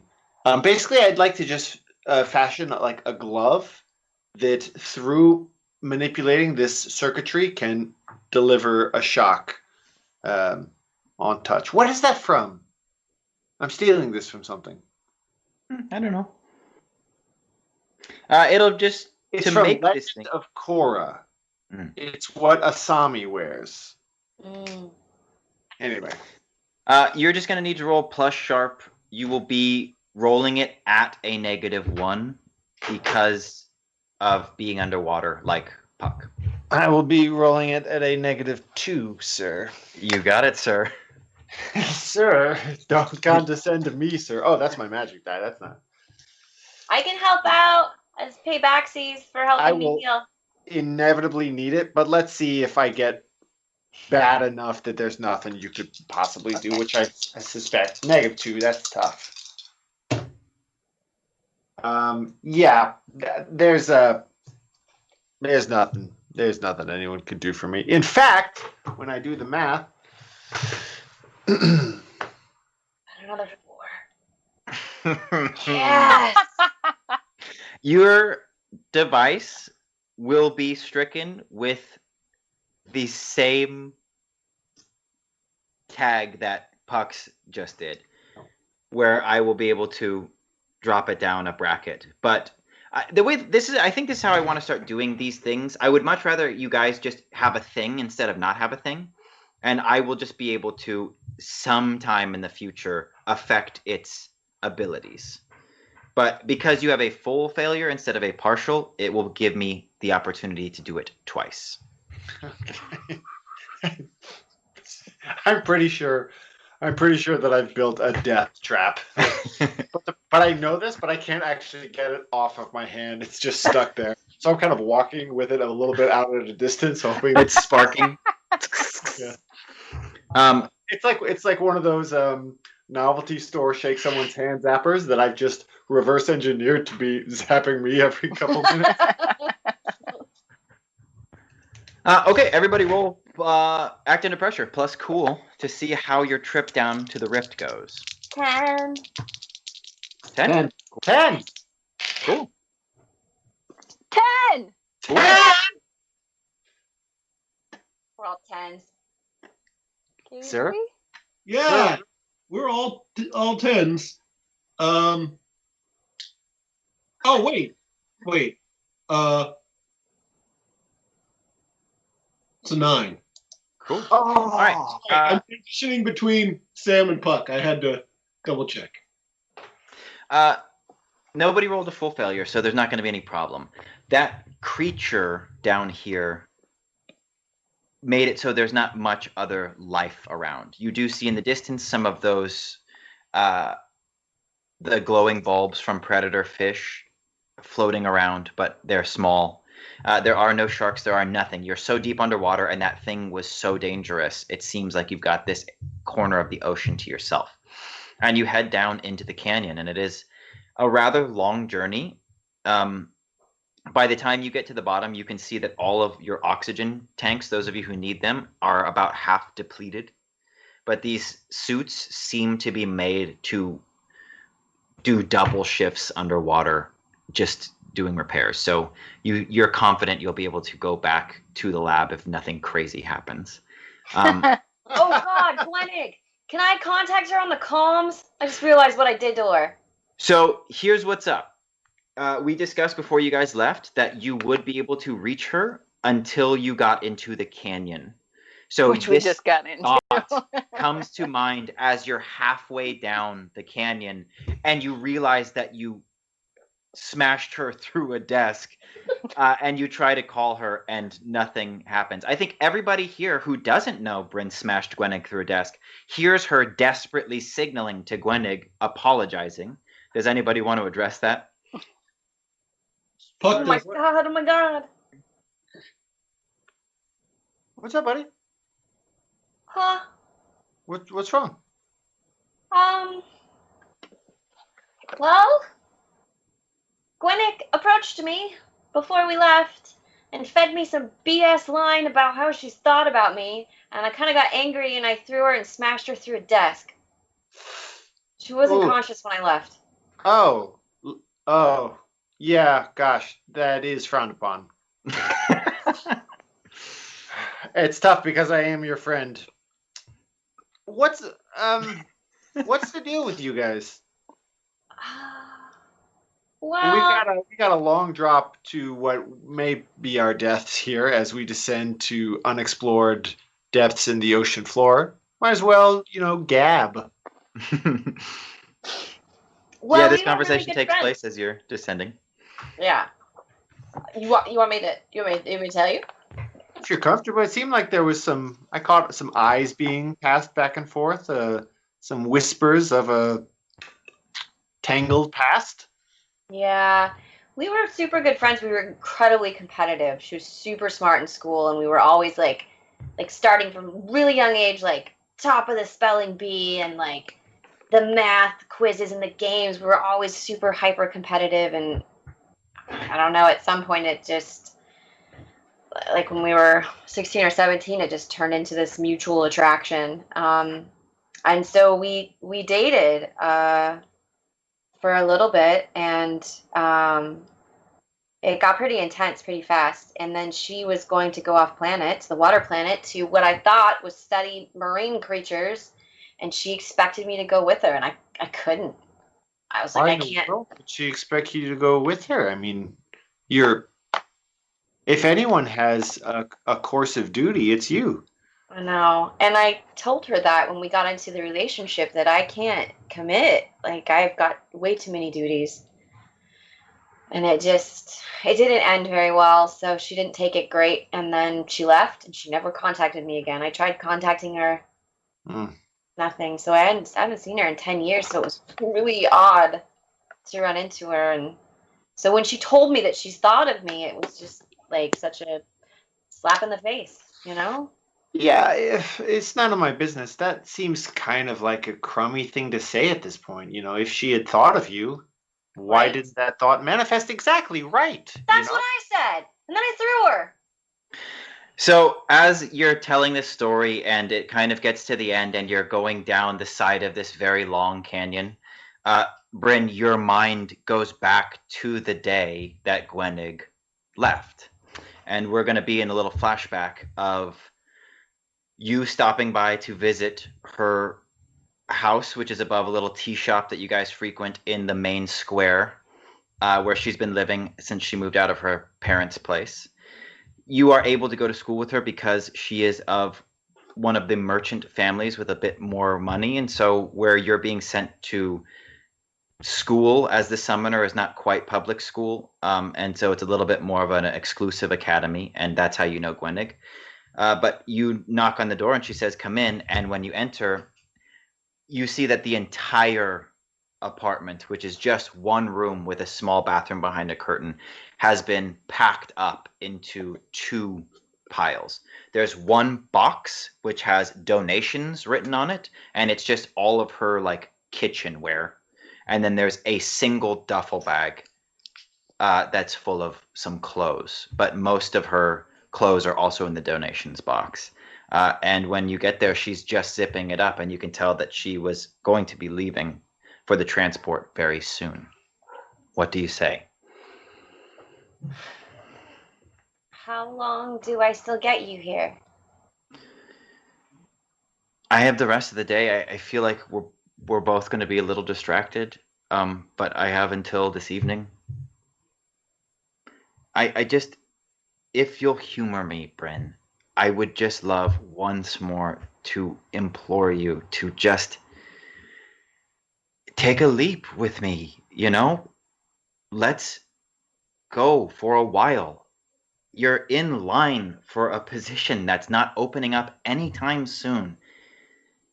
And I have a chance to get in with the company, and I think that you could do a lot for this planet if, unlike your mother, you took a chance with them too.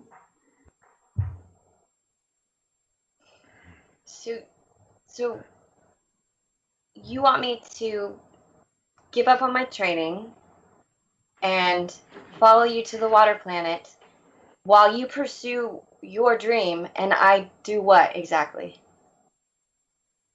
I think that there'd be a lot for you to do too. There's a million people to meet. We're going to be going off planet, Bryn. We're not going straight there. We're going to go to the void planet first.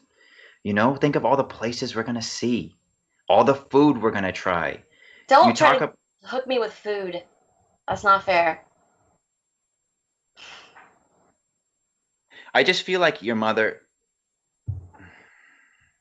She what?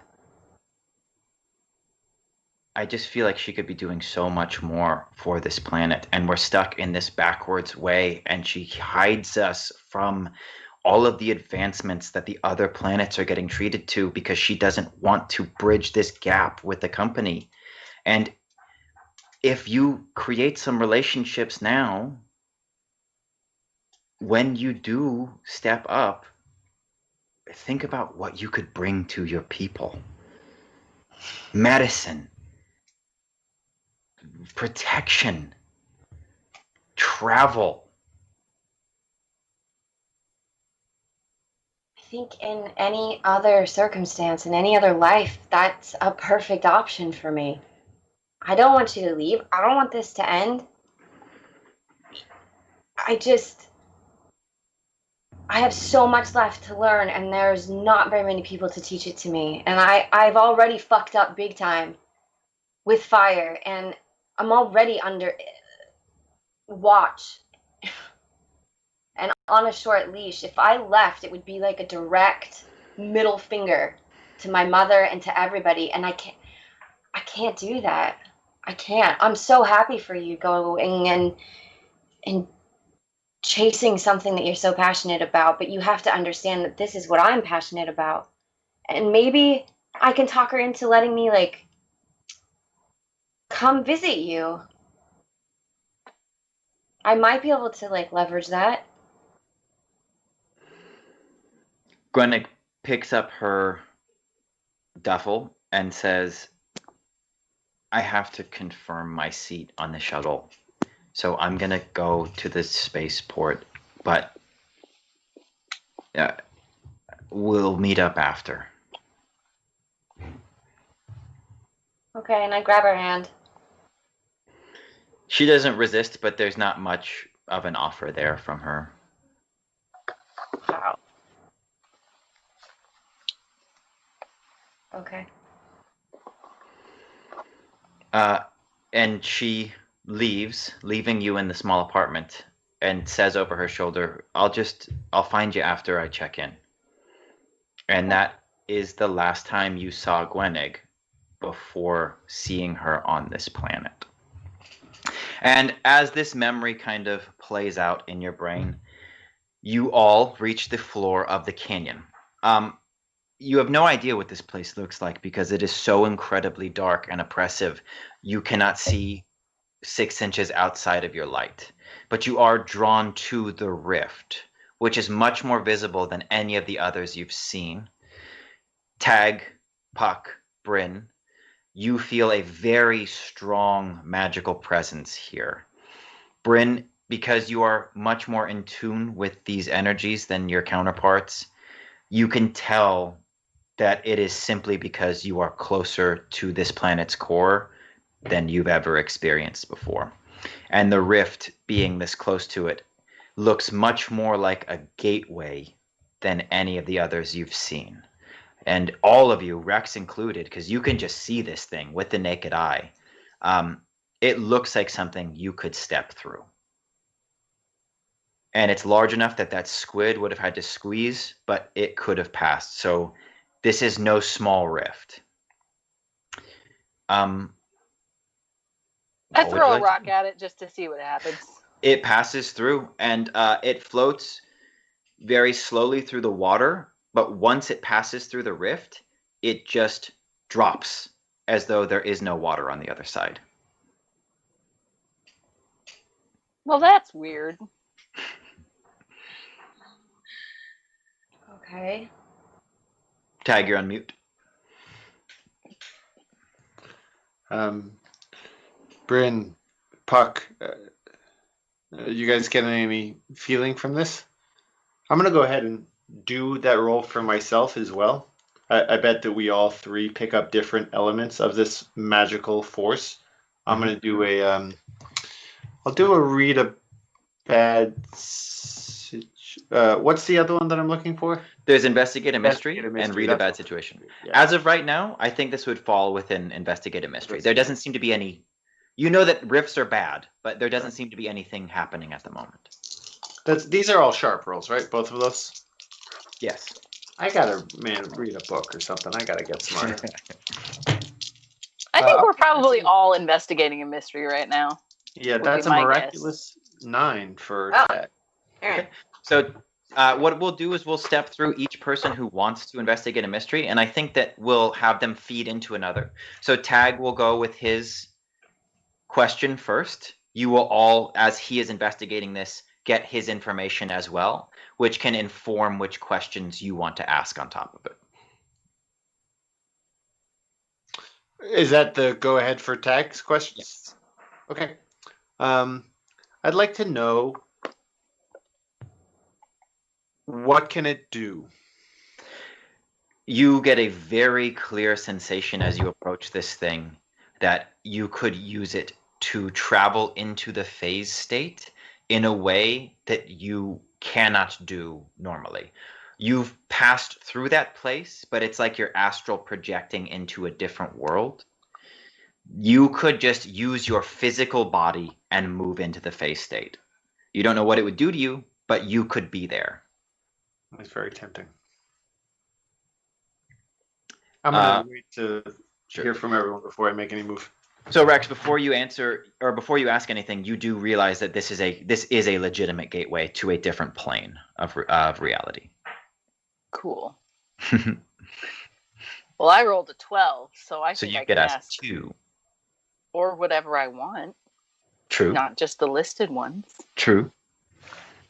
The listed ones are pretty good though. 25 creature. But still, but I could. But I could ask something else. What is being concealed here?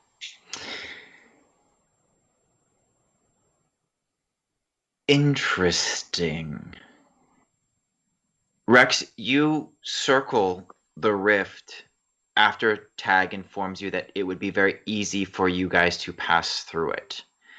And as you reach a place where you would be circling around it, it disappears from your vision for a moment, and when you cross behind it, reappears. And it looks like you're looking through a one-way mirror or whatever. You know what I'm talking about? Where you're kind of like, it looks like they would be looking at their reflection, but you're looking at them. And you can see outlined beneath a secondary gateway. And this one reads very strongly to you. It's visible to the naked eye, like the creatures and the malice and the ichor that you've seen. This thing is sitting beneath the first one as though they've been like Ziploc bagged together. It's just lying right underneath, and none of them can see it because of that gateway. So it's like a pit that you covered up with some leaves. Yes. Guys, it's like a pit that you covered up with some leaves. Like a booby trap? I don't know. There's just something weird down here, like another gateway underneath this gateway, which I don't know how I know that because I don't know this stuff, but I know that. You get one more question. Where does that gateway go? It's you. How do I tell you stuff? It's weird because you don't have magic. I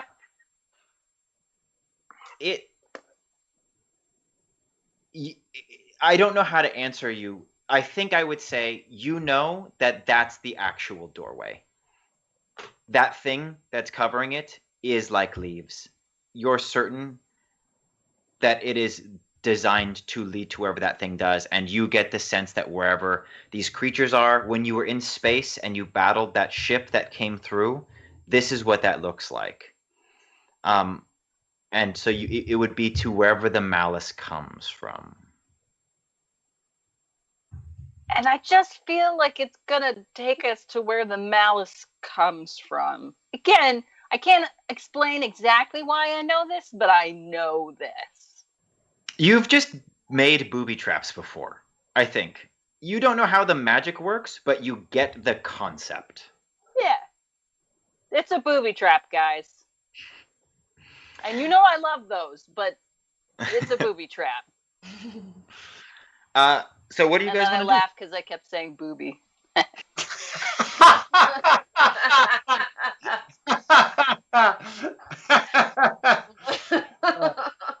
tickles me. So what do you guys want to do? Jump in it. I'll do a check to figure out if there's some way that we can close it. Sure. No check needed. You've seen Bryn and Tag do this stuff before, and you're pretty confident that this would apply, even though Rex is speaking and you can't hear her because you don't have comms, but she does keep doing like the big chest thing when every time she says booby trap and giggling to herself. So you kind of get the idea that even though she's saying this isn't what it looks like, nothing about this is different than the other riffs you've seen. Okay, well, this is what I contribute to the group then.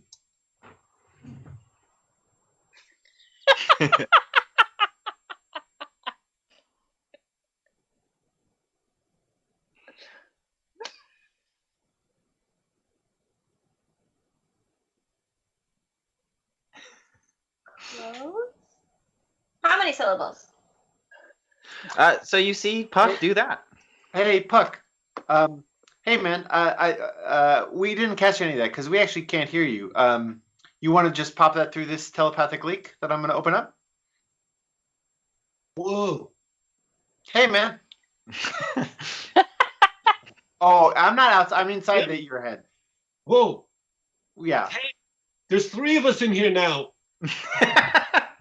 Hey, Three's company. Sam, I don't know if you're in here, but hey, Sam. Hey. Sorry, the thing before when I was just trying to fix your suit, but yeah, I'm sorry, man. Hey, I don't take it personally. Cool. So what's the deal? You just hang out here? Yeah. We're a team now. Yeah, that's right. Me and Sam, it's like bunk beds in a brain. Oh, I've got top bunk right now. that's great. Yeah, but Sam's not mad anymore. I'm a little mad, but don't take it personally. Oh, I don't take anything personally.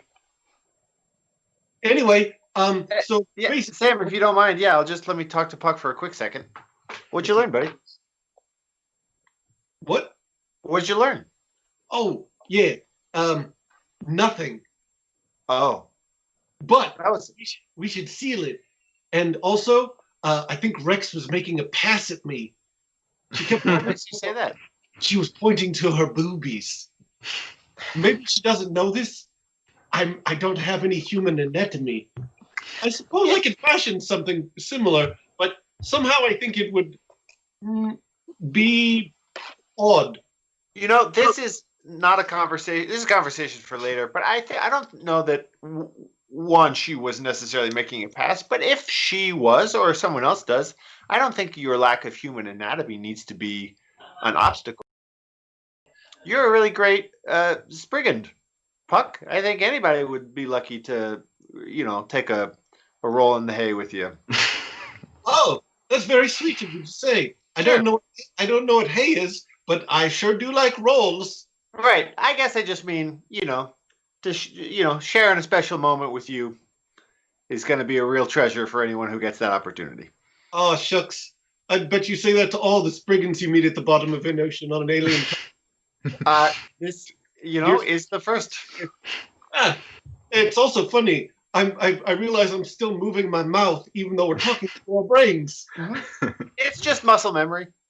Yeah, it's funny. They probably think I'm talking to myself again like before. Maybe I'll add some extra gestures so they think that there's something really. Oh, I also have boobies. Yes.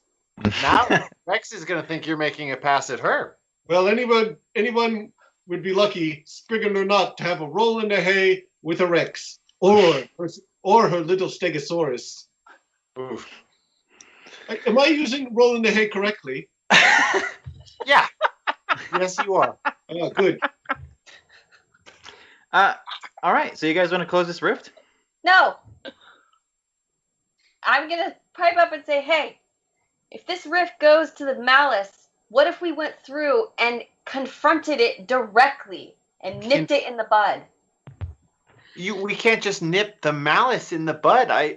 Bryn, Why not? I don't want them visiting me more than anyone, but I'm at least aware of how they eat galaxies for a snack. That's a big appetite. Yeah, it's pure evil. It's frightening, is what it is, and maybe that, that's not how I'd like to think of myself responding to these situations. But in training, they didn't tell you that you might be related to the seed of evil in the universe, and so I didn't have the opportunity to picture myself responding heroically in situations like this. Look, I'm afraid, and I'm sorry, but I think that you should be afraid too. I didn't say that I wasn't afraid, but I just keep thinking that if we just keep following them and closing the problems they keep leaving instead of confronting them directly, how are we ever going to get ahead? How are we ever going to get the upper hand?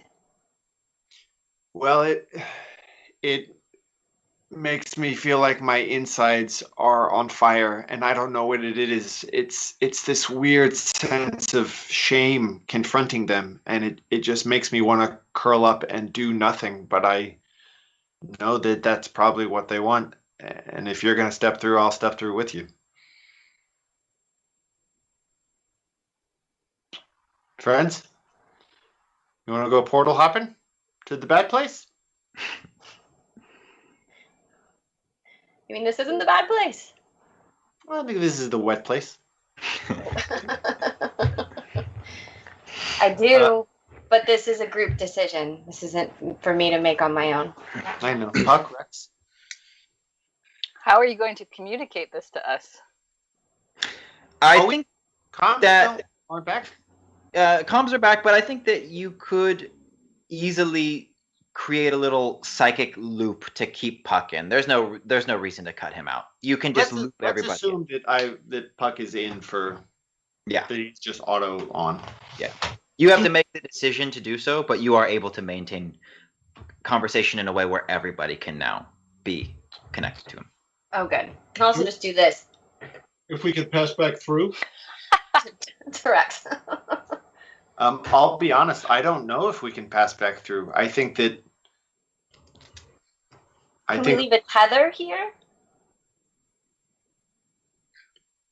Well, it seems like there's probably equal chance that we could either, it's an open gate or, it's one way. It's what we have to confront is what Rex found out, that it clearly is a trap. They want us to walk through it. The question is, are they stupid or are we stupid for doing it? Well, if Rex believes it's a trap, and now her gesture makes more sense to me, we should disarm the trap or close the portal. It seems like what I believe everyone is trying to do is heal the planets. And it seems like if you were to close the rift on each planet, perhaps they would be denied access. Until they break through again. Okay. And I look at the summoner and I say, where you go, I go. I don't understand these rifts, but I know the malice is evil and needs to be fought. Right. It's more exciting for us to go through. I don't know, man. Just imagine that it's bloody, murky water filled with killer sharks. Why am I Then- imagining this? Then you'll dive right in. You just put your face right in. Yeah, exactly. All right, so let's just step out of game for a second and discuss options. So I you guys can do whatever you want in this moment. Currently, only a couple planets, 2 planets have been unlocked. So 4, including this one, still remain trapped within these magical barriers. This is a doorway. You do not know what will happen when you step through. You are currently post-boss fight harm. So I only urge you to keep your health in mind when making decisions. That is not a no. I'm just saying all of you often forget that your characters have taken harm. And I just want you to remember. Most of us are at full health. Full? I have 2. Okay, cool. But yeah, so crossing through this thing will require some things to probably happen. I don't know. Here is just some other things. We still have Gwenig on the ocean floor rig, and then up in the upper rig we have all those scientists who are still possessed potentially, because even after the squid died, Bryn was still possessed, and we still have to deal with the care of Shavanaugh, who, although is not a great person, that still is, a Hippocratic oath type thing of leaving her in harm's way. So the smart move is not to go through it, but I think that there is compelling character-based reasons to do it. And I imagine, not to just break the illusion, but I do imagine we're coming back. Because does seem to be business left on the water planet. But you stumble down on a rift, and for the very first time, this rift is a gateway. It just seems wrong not to step through it. It just seemed normal, honestly, and also kind of a natural progression. But I also don't. I don't know how much to say. As a player, curiosity is always my primary interest. When I'm playing a game, I'm always curious, and I will never punish you guys for seeing a corner of the world that you want to explore. So I'm not in this moment telling you it is the wrong choice. I'm only saying it is a large choice. And so it will have consequences in one way or another. But if there's a corner of this world, and the reason I'm also focusing on this is I didn't fucking expect you guys to want to cross through this rift. I know what's on the other side of it, and I'm ready to rock with whatever you do. But it's just an interesting thing that you guys are now deciding. I was like, yeah, let's just go to the bottom, they'll close it up, whatever. But here we are. So it is. I didn't suggest it thinking it would just end our game. Like, that's not my point. It's like, oh, Void Jumpers is done now. Just so you know. If you guys want to step in and see what's up, we'll handle that. If you guys want to step in and try and hardline the boss and speedrun this thing, we'll handle that. If you guys just want to stick your head into some bloody, murky shark water, yes, let's do that. Let's just dip a toe. Let's not go full body. Let's unlock Hyrule and go straight to Ganon's castle. So, tell me how you go through. Tell me what you do. we need to hold hands. Yes. It's the only way it'll work if we all step through together. I also want to hold hands. Okay. So you guys all. I will begrudgingly hold hands. You all grab hands, and you approach the rift. Do you step through together? I let Rex be at the end of the chain, so she only has to hold one hand. Okay.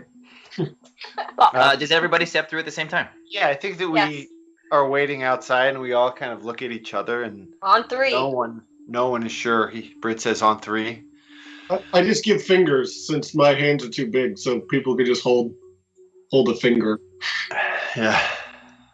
You're in the center of us, towering above the rest. We take a deep breath.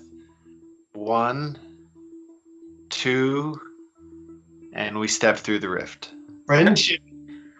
We weren't going to go on 3. I wasn't ready to go on 3. We were going before 3. I think that this is actually perfect. So there's confusion brought on by Rex's improvisation here, and you all enter the rift within milliseconds of each other, but not in unison with mind or body, because there's a second of like, wait, do we not? And I think it's brought about by the fact that you're at the bottom of the ocean. You just killed a giant squid monster, and you're standing outside a rift that you now know is a booby trap. So there's just kind of this stutter, and you pass through 2 gateways, but it's not simultaneous. There's a brief second where all of you enter into the phase state. Puck, you are made of magic. Bryn, you've known magic intimately your entire life. Tag, you've always been at the mercy of magic. While the sensation for all of you is very intense, it is not foreign. And there's just a moment of clarity that all of you experience. Rex, for the first time in your entire life, you feel this foreign energy coursing through you. Roll a 6-sided dice. Just 1d6. All right. And tell me what... Hold on a second. I want to be fair here.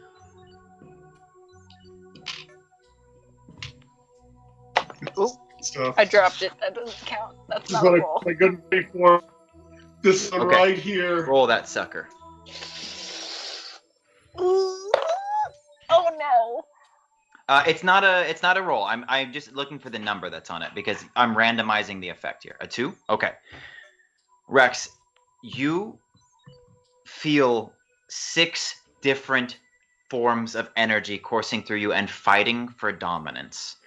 And you latch on to one of them.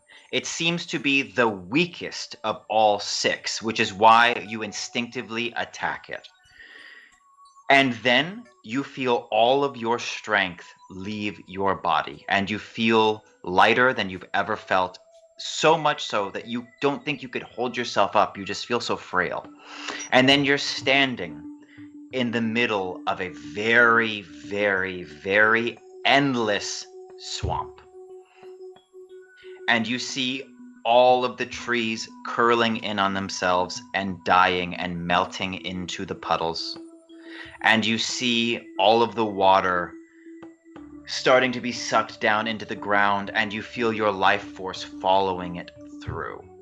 And as you're standing there, you see yourself looking back at you. And then you change. And you go from witnessing this frail version of yourself to seeing yourself holding this very, very large sword. Final Fantasy VII Buster Sword style. Wearing these furs and belts. And then you change again. And you're much more lithe. Crouched down in a ready position. Draped in a long green cloak. Holding a bow and arrow with 2 daggers at your hips. And then you change again, and you're wearing long blue robes, standing up tall and holding a book. And from this book is all the energy that you've just felt coursing through you. And you change one more time, and you're there holding a shield and a very large mace. And on the shield is the company logo. And this casts out into your mind. And that person who you're looking at smashes you with the shield, and you go back into the phase state and cross through the second doorway. All of you step onto a platform. It looks to be a staging area. You're no longer in the phase state. You are in the malice. Something's different about this place because all of the solids almost have a liquid state, as though that black ichor you've seen pouring out of places is forming this world the way that a video game would generate the universe behind you when you turn around. It's just creating this space for you, but it's moving so quickly it's not ever fully forming, and your feet sink into black ichor. Strangely, you are alone in a rather small room. There are generators hooked up to what look like arcane outlets that have been hooked into this rift. You can clearly see, those of you in tune with magic, blue energy coursing through the rift into these generators and then filling up batteries as they're draining water magic from this planet. And in the gateway behind you, you see a wall of water and the ocean floor. What would you like to do? Time to reverse the flow of energy. That would be doable. All of these machines do not look too crazy. Unlike the geography of the place, they are substantial. They actually look like they've been cannibalized from technology from your world. There are company logos on most of this stuff, but you do not get the impression that the company's here. It looks like these items have been stolen and then changed in order to do this stuff. And it looks like they're using the kind of technology that the professor had in his glove that would be sucking magic out of something. Here's a crazy idea. This is probably paranoid, but what if, based off what Gwennig said, that they were using Sim and I to test the phase state, that they started to implement technology in the phase state to drain energy from all the planets for themselves? The company did this, or the Malice did this? Speculation that it might be the company. It's probably the Malice. I'm just spitballing with you guys. That's what friends do, right? Of course, that's what friends do. We spitball, we roll in the hay, we do all that. Yeah, can't wait to see Snex again. He's probably great at rolling in hay. I think that you might be onto something, Puck. I know. The smaller you are, those little spikes, it's just going to be so good for picking up, hay. Oh, that too. I think you're onto something in your suspicions about the company. Yeah, they don't seem like they're very forthright. No. Either way, what do you guys say to reversing the polarity of this bad boy? My only request is that if we're all going to take a tank, a generator, and flip it at the same time, we decide if we're flipping it on 3 or on flip. It's 1, 2, 3, go. Okay, Sorry, that is my clarified. fault. That is my fault. Yeah. And I'll walk It's my over fault. to- I said on 3. I should have clarified. I'll Okay. walk to the generator in the far corner. This is just a semantic question. If you guys say 1, 2, 3, 4, or 1, 2, 3, go, why don't you just say 1, 2, 3, 4? And then go on 4. Well, then we would ask the same question. If we're going on 4, or if we'd go 1, 2, 3, 4, do the thing. But, okay, yeah. So why don't you just say, it seems like you're having the next step. Go on 3, you go 1, 2, 3, and you go. Because if you say 1, 2, 3, go, you're actually counting to 4. Does the Spriggan language not have this confusion? No. What do you guys do? Well, we use an all binary mathematics. Okay. Oh. So think of it like this: when you tell a computer 1 or anything, it's all done with zeros and ones. It's all done binary. So if we were going to say, let's go on 3, in our language, we would just flip it and see what happened. During this speech, you hear from behind you, "What are you doing here?" And when you turn around, you see one of these dark figures that you've seen in visions before. They are wearing black iron armor and wrapped in a big black cape, but they are not wearing the crown that you've seen Half-Dad clad in. They seem to be a soldier of some kind, and they are holding a trident that looks pretty nasty, and they're pointing it at you as you're huddled around Puck, who is describing to you an all-binary mathematics system, and they say, "What are you doing here?" I panic and kick him hard in the chest directly at the portal. Okay, roll, kick some ass. Whoa. That's about to get crushed. 10. You kick him through the portal, and you see him pass through. There's a moment where he passes through the phase state, and his energy releases, and he starts to bleed into just nothingness. And then as he passes through again into the water, he forms back up, and then is immediately crushed by the pressure outside. And this little tin ball sinks to the ocean floor. Brutal. Holy crap, Tag! That was amazing! Thanks. Yeah, that was... I am stuck in a chasm between feeling very powerful and like I have a lot of blood on my hands. Oh no, I'm pretty sure that's just how they make tuna. Get in that little can so quick. Okay. Let me just... I want to look around and just see if there's like a second guard that's going to come around the corner of this Sure. little room that we're in. Roll read a bad situation. Great. 7. You get to ask me one question. I would like to ask. Yeah. Are there any dangers we haven't noticed? You can hear footsteps coming from a doorway that's behind a pillar that you didn't immediately see, and it seems like that's where the soldier came from. They do not sound like they're in a hurry, but you do hear hustle and bustle on the other side of that door, and you're not sure how long you'll be alone. Okay, I say we flip this switch. Flip them, yeah. Cool. On 4. Okay, sounds good. Wait, 4 go or on 4? 1, 2, 3, go. Okay. And I flip it. Okay.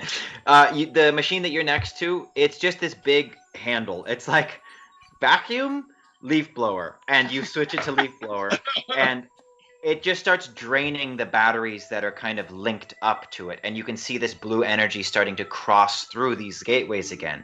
And as it passes the phase state, much like you saw the other person, it bleeds and then forces through. And the rest of you flip your switches too, and all of these batteries start draining. And then a strange sound begins to happen. You get the feeling that it would be an alarm if it was electronic, but instead it sounds like screaming. It is not coming from a thing. It seems to be coming from these trumpets that are mounted on the wall, and it is just this blood-curdling scream. And then from that doorway, about a dozen figures pour through. Only 2 of them are wearing armor. The others are just wearing long black cloaks. And they're shouting as they see you freeze initially and then move forward. And it looks like the soldiers are brandishing 2 different pole arms. One of them has like a glaive and another one of them has a halberd. And they're charging you, and the ones in the robes are starting to fan out in this half circle, and some of them are moving their hands as though starting some kind of incantations. What do you do? Should we jump back through the portal and close it? Well, but if we don't destroy the machines, they can just do this again, right? If they reopen the portal. Well then. Looks like we gotta fuck stuff up. All right, Rex, you're first. You had the first impulse. What do you do?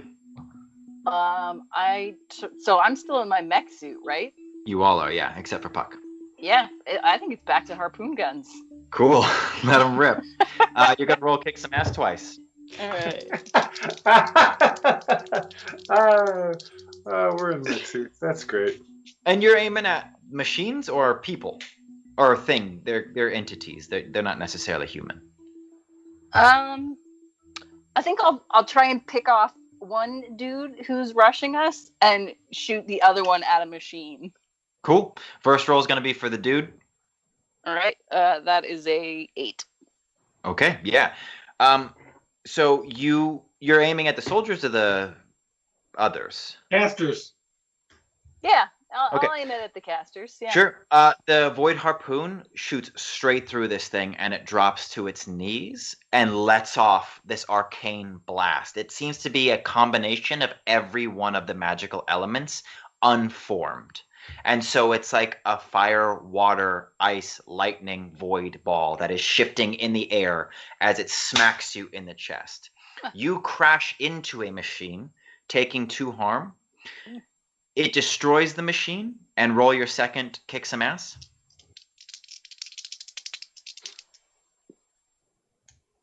That is a 9.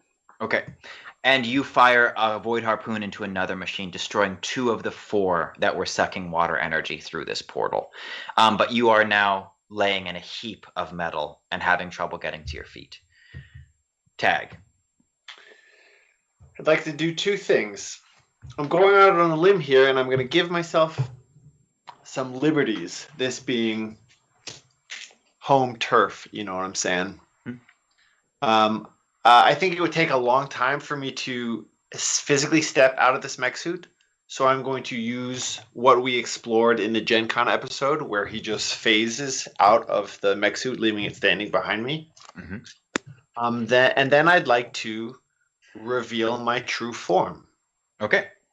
That's what was going to happen anyways, because the phase state is behind you. So I think what happens is this. You're just going to act under pressure because you've never been in your true form. And it might be overwhelming. So just roll plus cool. Okay.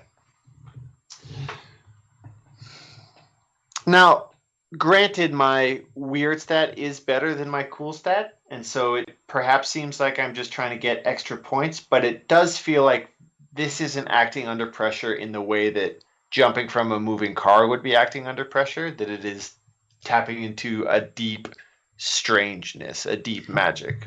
The way that I see it is this. That you're going to have no problem accessing whatever you're about to do. So this roll is not going to affect the way that this thing manifests. It's just going to go off because it's part of you. The act under pressure is for the tag part of your brain who's becoming the seed of evil in front of his buddies for the first time and trying to keep a cool boy face on, so to speak. Yeah. Okay. Yeah, sounds good.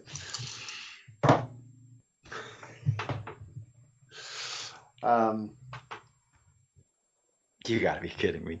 All right, here's what happens. So you all see Tag stop right after Rex goes down, and from his suit, this ichor that you've seen before explodes out, but then takes a very humanoid form.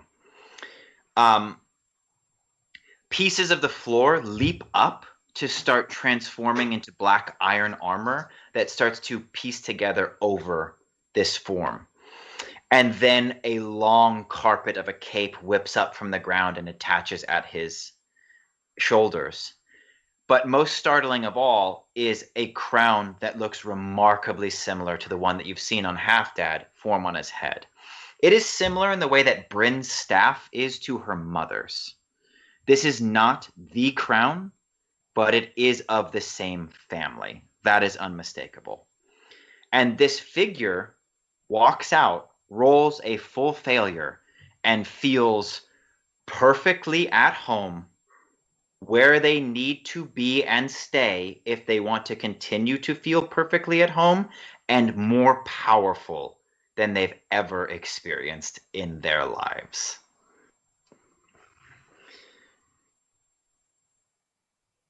Bryn. So I've just The body of Tag, to be clear, is still frozen behind. The face of the person in the mech suit is just neutral and placid. They are just there, but you can tell very clearly that they are no longer present in their body. I'm gonna can I reach out to him telepathically? You can do whatever you want. I would like to do that. Tag? Tag. Dark figure with a lot of power. I don't know what to call you. Tag will be fine. He doesn't look fine. He's frozen. What the fuck are you doing with my friend? I am your friend. You are my friend? What's my favorite color? Magenta. Wrong. Bryn, you and I both know that we have not had the favorite color conversation. We've had the favorite t-shirt conversation, which is the one you picked up at that punk rock show when you turned 14, the first time you left home by yourself, and you felt like a badass. What's our band name? Snakes on a Brainstem. Okay. Phew. What are you doing? Why do you sound all weird? What's going on this planet? As you're talking, all of the figures around you have just like held position. The casters are holding spells in stasis in front of them, and no one is moving, kind of giving you this space. Bryn, Puck, Sam, hello in there. Rex, welcome. To my subjects, stand down. I have this under control. They listen. All of the spells dissipate. The soldiers lower their weapons. They look confused about why this is happening, but not as to who is addressing them. You think that things happen one after another, that we siphon energy from planets, that we take over galaxies, that we crush them and move on. The reality is, it has all already happened. It will all happen. It is all happening. The allegiances that you think you have, your plans, your course of action, they're just strands of thread moving underwater. What we're doing here is the plan, inasmuch as the plan is merely what is happening. Now, you can attempt to stop us, and I will have no moral qualms about snuffing your lives out, or you can run back to the castle and tell you know who that we're here. You're addressing everyone in the chamber or just the malice entities? Yeah. They, I mean, I did fail that role, and it. I think you can help me out how much I'm playing. My objective is not to play against my friends. So if I get lost in that power, and I need to make some dark moves, help me out with that. I don't know what's about to happen, so I think that it's pretty fun for us to explore this together because it's a pretty unexpected situation for me as well. And so I think that your presence means something here. And whoever is the highest ranking of the casters sends the rest of them away to do what you've just said. And that caster steps back to the doorway to observe what's happening. But no one seems to be disagreeing with what you're saying.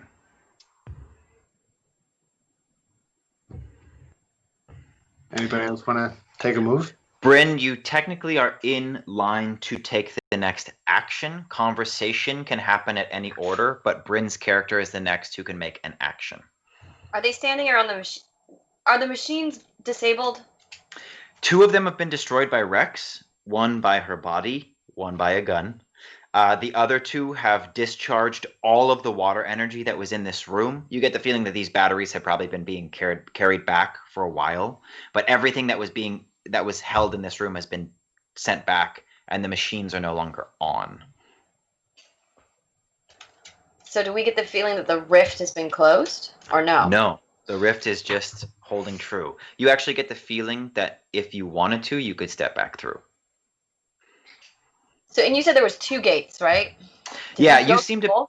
You can go through both. You can the way that I see it is this. They lead straight here. There's room for a detour if you want to take one. It seems like the phase state is a membrane between these 2 worlds. Gotcha. And as things pass through it, some of their energy dissipates, but not a noticeable amount. You can use that, but it's a clear path between. And Tag, you threatened the dark figures? I threatened the malice dudes. Not us. Okay. Correct. I think I'm just like, does he have a brain worm? What is happening? I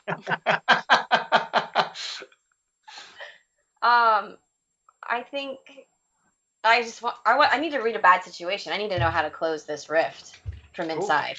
Roll plus sharp. Okay. Because things are moving at real time, this will count as your action.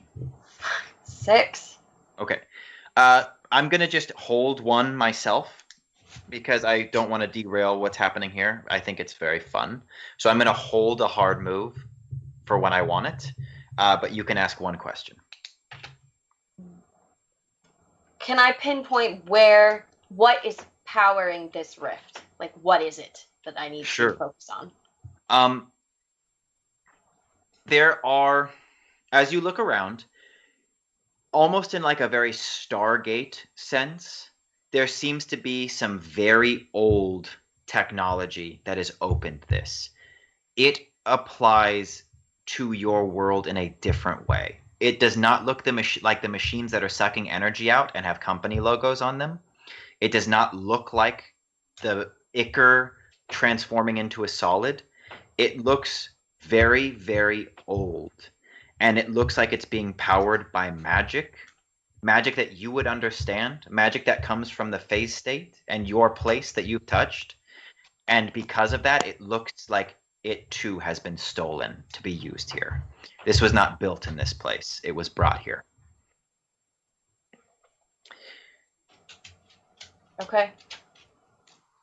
I guess to be clear, because that's a pretty weird answer that I just gave you, this is something that can open doorways into your world.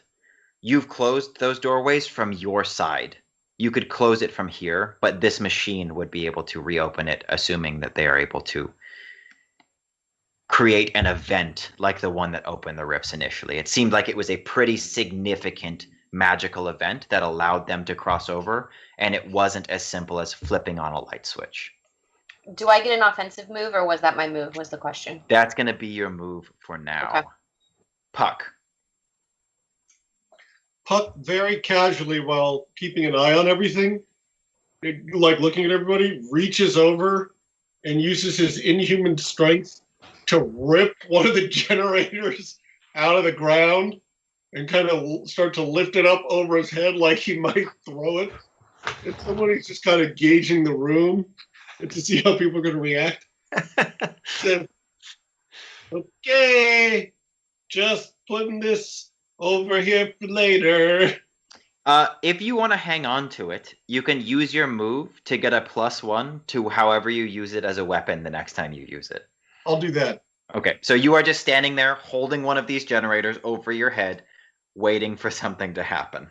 And is there any way I can interact with Sam on the phase state simultaneously? Not through Puck, but as Sam. Yes. You would need to be standing next to the rift. Okay. As you approach it, the reason that you figure this out is you get this sense like you're catching your reflection in a window where you can still see through, but you can also kind of see a reflection. And as you near it, that reflection transforms into Sam the closer you get. Interesting. All right, I'll just keep the generator lifted and loaded and ready to introduce somebody to their favorite new style of music. Okay. Rex, that brings us back to you. You are climbing out of some rubble, still armed, still in a mech suit. There's one generator left, is that correct? There's one generator left. I think my instincts and what sounds like more fun to me is that I'm still deeply suspicious that Tag has a brain worm. Mm-hmm. And so without trying to kill him, I'm going to tackle him and like put him in a headlock. Okay. This does not require a roll. You are able to tackle his body and put him in a headlock. Nothing happens to the figure. The tag body in your hands does not react. But you now have his body in a headlock on the ground. And you will get a +1 moving forward to do something with his body if the opportunity arises. Wait. I mean, I've duplicated myself? What? I see your tag in a mech suit having just leaked out black ichor that took a secondary form. In the way that you've projected yourself before, Gotcha. you have now oozed out a second being. Gotcha. Which is your current avatar. Tag's body is still in the mech suit, which she has just tackled. And it just has this neutral, placid face. It is not reacting to the tackle at all. And your kind of current shaking his head a little bit. your current avatar cannot feel Rex, anything. it's not necessary. I'm right here. Whatever you have to say. Like it's a magic 8-ball and I'm trying to get a different answer. Yes, I know what a magic 8-ball is, Rex. That it's not necessary. I am standing right here. Rex, Tag, it is your not move. a magic 8-ball. I still would like to return to that body at some point. He had naive je ne sais quoi that tickles. As you're having this conversation, one of the casters reappears, and behind him is a retinue of soldiers who enter into the room, spread out, and Half-Dad joins the equation, having been summoned by Half-Stepson. Half steps. Stepson? It's a lot of halves. He's one And corner. he says, interesting. Tag, it is your move. Well, I'm sure we have a lot to talk about. Let's tidy up the loose ends. And I'm 6 feet away from this final generator. I just reach out my hand and crush it into. So it looks sort of like embers in a fire after it's gone cold. I kind of see you doing it like Force style, Yeah, like exactly. making the move, and the machine just bucks into the air, twists, and disintegrates. Right. And you can tell in this place, possibilities are kind of endless. But it is very clear that it is in this place currently. So I'd like to. I'm going to do a little. I'm going to let you in on what I'm trying to do. I'm going to just have a quick word or two with Pops, but I'm doing so with the intention of distracting his attention, allowing the rest of my friends to do whatever they want, kind of Sure. unnoticed. We'll have your conversation, I think, be broken up into a couple pockets, and we'll fit their actions in. Great. It's clear to all of you what's being granted. Like you're being granted a moment to act. I think you've been a party in life or death situations enough now that while you can still be suspicious of this entity, it's clear. And so you won't need to be confused. You will be able to take a free action. But you go ahead, Tag, with your quick word. I've always been curious about the scar running down my body. For those of you who remember from episode 1, he's got this kind of oil in water rainbow scar going down from his ear all the way down the side of his body, over his finger, down, down, down, down, down. And now I finally see it for what it is. It's just a zipper, allowing me to take off this clumsy, shambling, if not altogether overly sincere shell. He has his uses, and I intend to keep him intact, but gosh, it's fun to flex.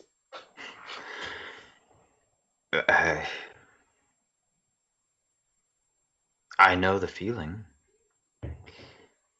I'm curious, though, as to why you're here, Tag, and why you summoned me.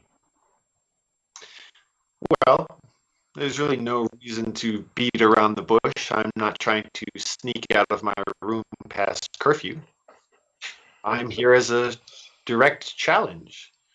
We have the option, it seems, to continue doing what we're doing. You'll open rifts, we'll close them. Every so often, as an interlude, we'll come face to face, and inevitably one will run off without getting anything satisfactory from the other. So I thought, why not skip that? Interesting. He nods to the half circle of soldiers who lower their weapons and take 2 full marching steps backwards. He then gestures to the ground with a flare to it in the same way that you just used to destroy the generator, and you can see black smoke and ichor curl out to create a rack on which several different types of weapons form. Rex, you are immediately turned on. Most of them are pole arms. It seems to be the go-to genre of weapon for this place, but not all of them. Tag, you see a tonfa similar to the parallel tonfa that you had in the past. You see a weapon that looks like Rex's. You see a staff. You see kind of every little cup of tea that you guys have had besides firearms. And once this thing springs into place, he says, I'd be curious to know your proposed reward.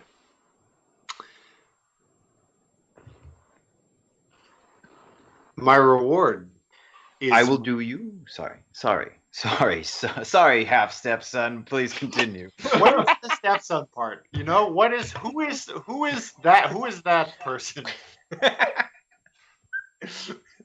Are you just slowly removing me from your immediate circle of relatives? I'm not the one removing you, Tag.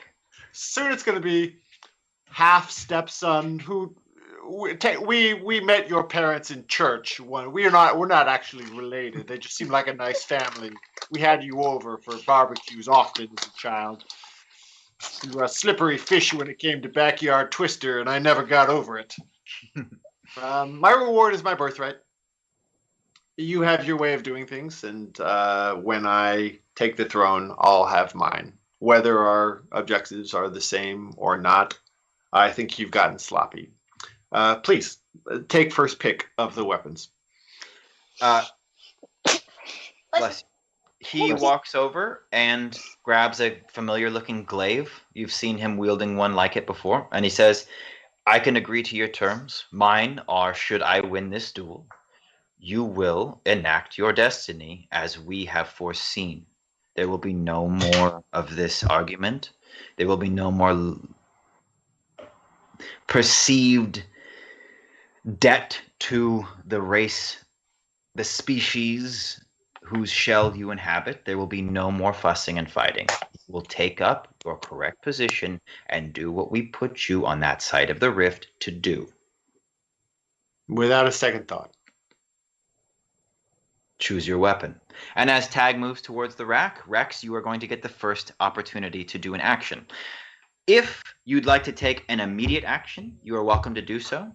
Much like Puck holding the generator over his head, if you'd like to set up an action, you will just need to state a trigger for it, and you will receive a bonus to do it when the trigger goes off. Kind of like a, if I want to see how this is playing out kind of thing. When this person does this, I will do this. Then you will roll the moment the trigger happens, and you'll get a bonus. Or you could just fuck some shit up right now, but it's up to you. Ooh. I do think, well, normally my impulse is to act without thinking. I do think in this situation, I do kind of want to see how it plays out, because these are magical beings that I don't have a lot of experience with. Okay. I think I'll suspiciously look at all of them and like make my way over to the weapons thing and just grab one of the weapons and like slowly walk back and eye everyone suspiciously. Okay. Sure. It doesn't require a roll. He says if you add he says this to Tag. He says if you add combatants to your side, I will match them. Is that agreeable? You're welcome to do whatever you need. I'll be fighting alone in this. Okay. Rex, you're able to take a weapon then, but he expects you not to be taking any actions against him. If you don't, no one's going to stop you from holding that weapon. What did you grab? You know, it looks like Death's 5, but Okay. it's got... Hashtag tag, so the parallel weaponry is on the same rack with the other malice-made weaponry? Seems pretty sus to me. Also all hail Dark Lord Tag, he finally got his foot out of the Hello Kitty roller skate. Who was that? You're on mute, Tag. That was Merc. All right. Thank you, Merc. Thank you, Merc. Hey, Tag, if you get to pick weapons, I suggest compliments. Thank you, Puck. But it's got like 2 of those blades. So one at either end. Okay. Double scythe. Yeah. Okay. And are you preparing to attack or flee? Oh gosh. It seems like Tag's giving you the like. Yeah. I think.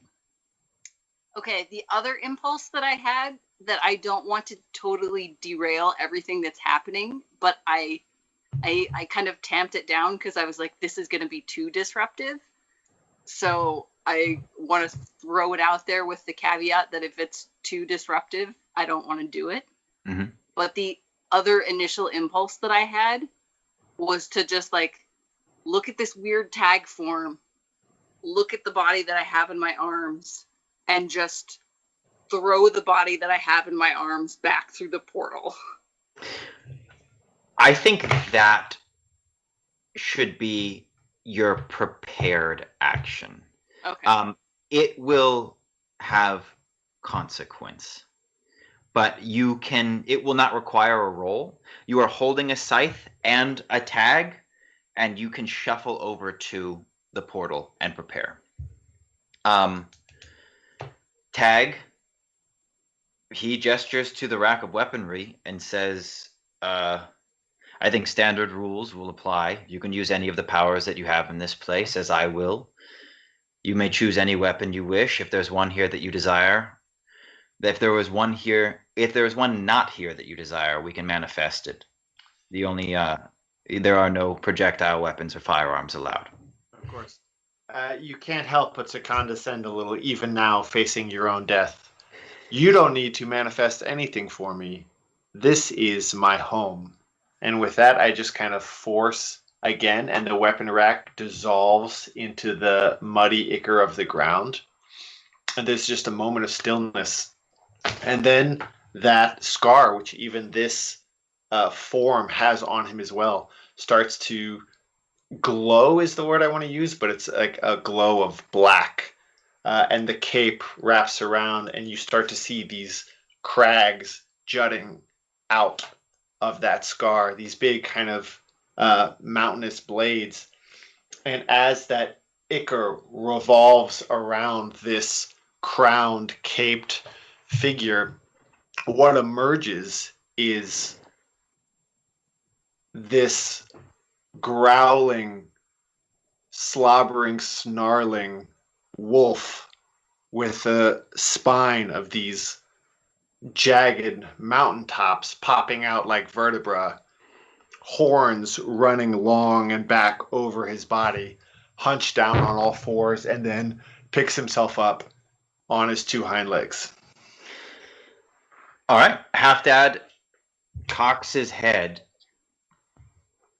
gestures again, and the rack springs out, and he goes back and puts the glaive away and grabs a sword and a shield and goes, all right, fair. Which brings us to Puck. You are able to either have an action or set one up. Yeah, I'm going to use all of my willpower to not put the generator down and try to find popcorn.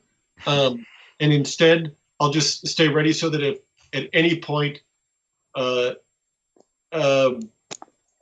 werewolf tag makes a run back towards us to escape, that I will throw the generator at whoever is closest to stopping him or pursuing him. Most likely the half-dead. All right. You'll get a +1 when you act. Bryn, before you go, we're going to have one round of this duel, I think, at the very least. Tag, it will be... he obviously steps forward and takes a defensive pose, ready to see what this creature you've turned into will do.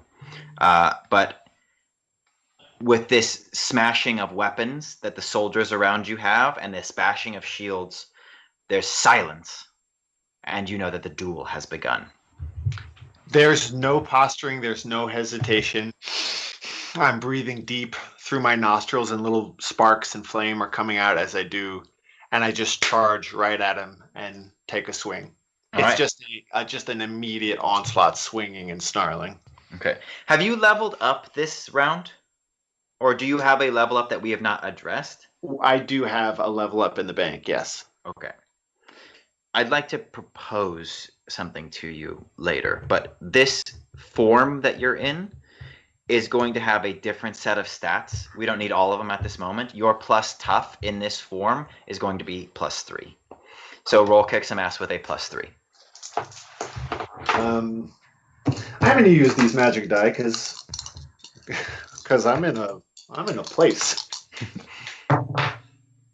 That's 11 club, baby. Okay. So this is what happens.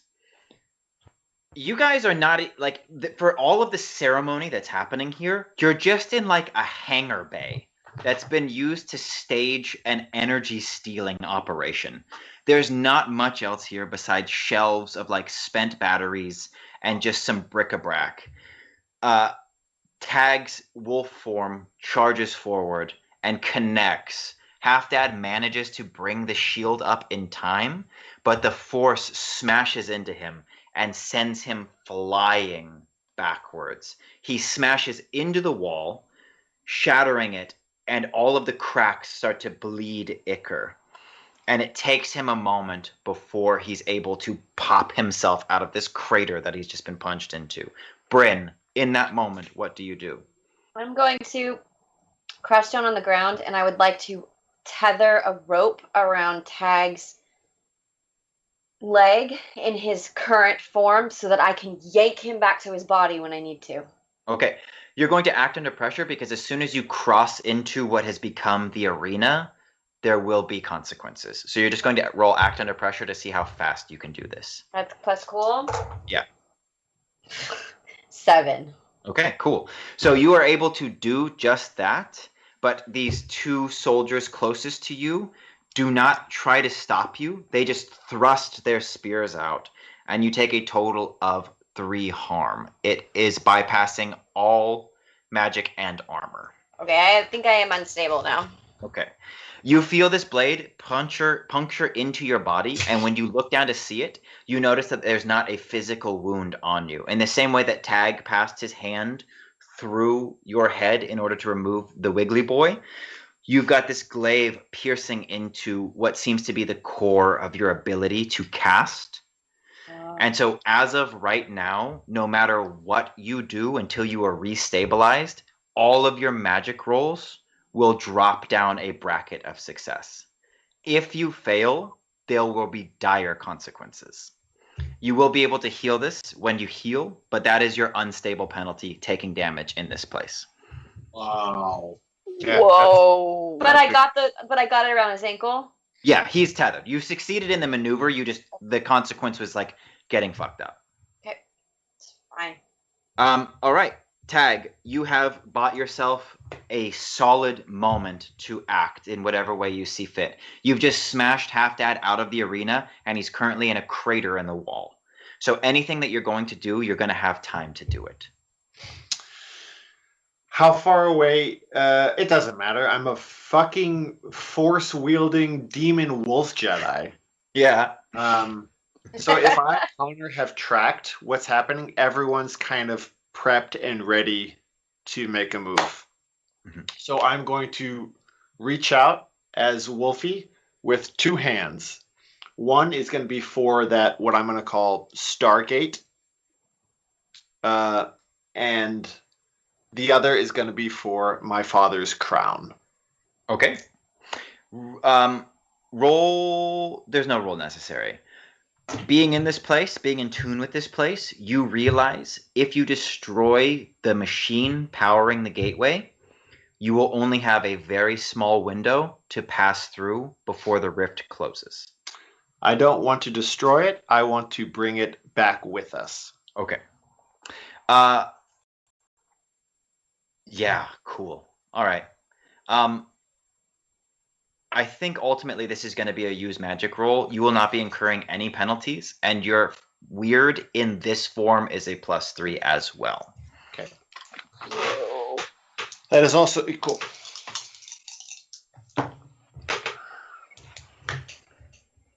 13. Okay. Yeah, so tell us what happens, and you may gesture to your friends who are prepped when it is time for them to do their thing. But with a full success in your birthright form, rolling a 13, please wrap us up here. Cool. I'll say what happens for me, and then I'll pass the baton as everyone can, I presume, make our move together. So first, the Stargate just comes right to me, and I wrap it under an arm.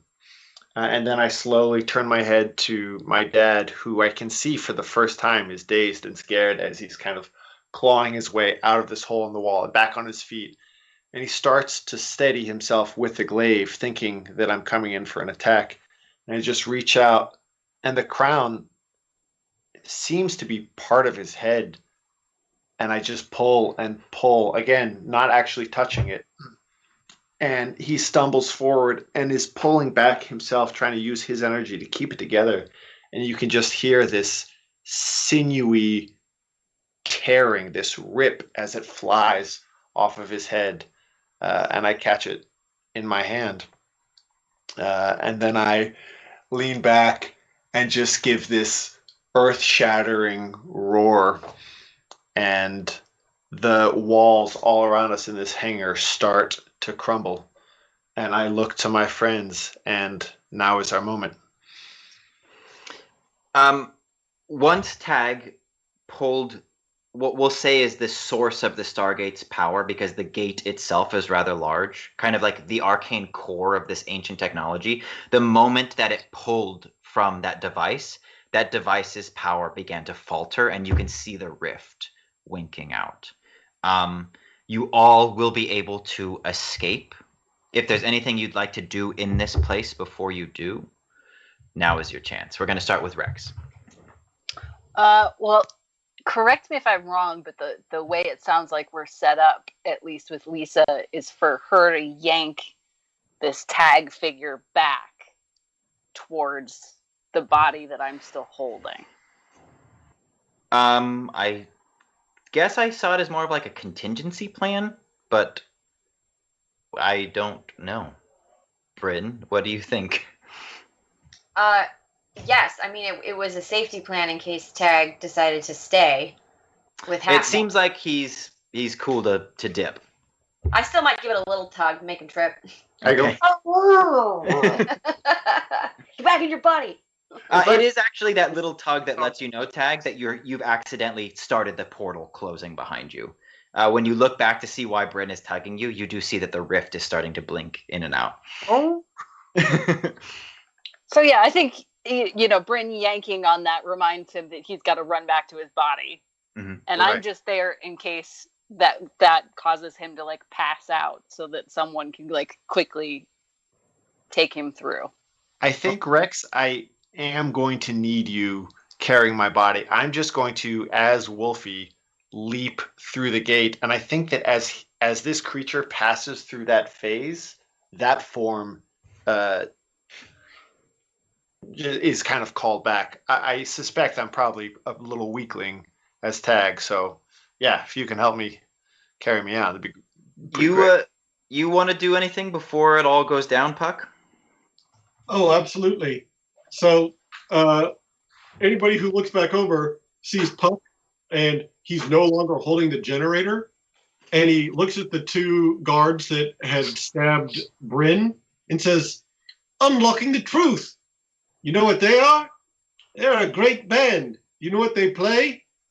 And then the generator falls out of the air, which he had thrown high up in the air, and lands on them both with a roll of a 10. And he says, "Heavy metal."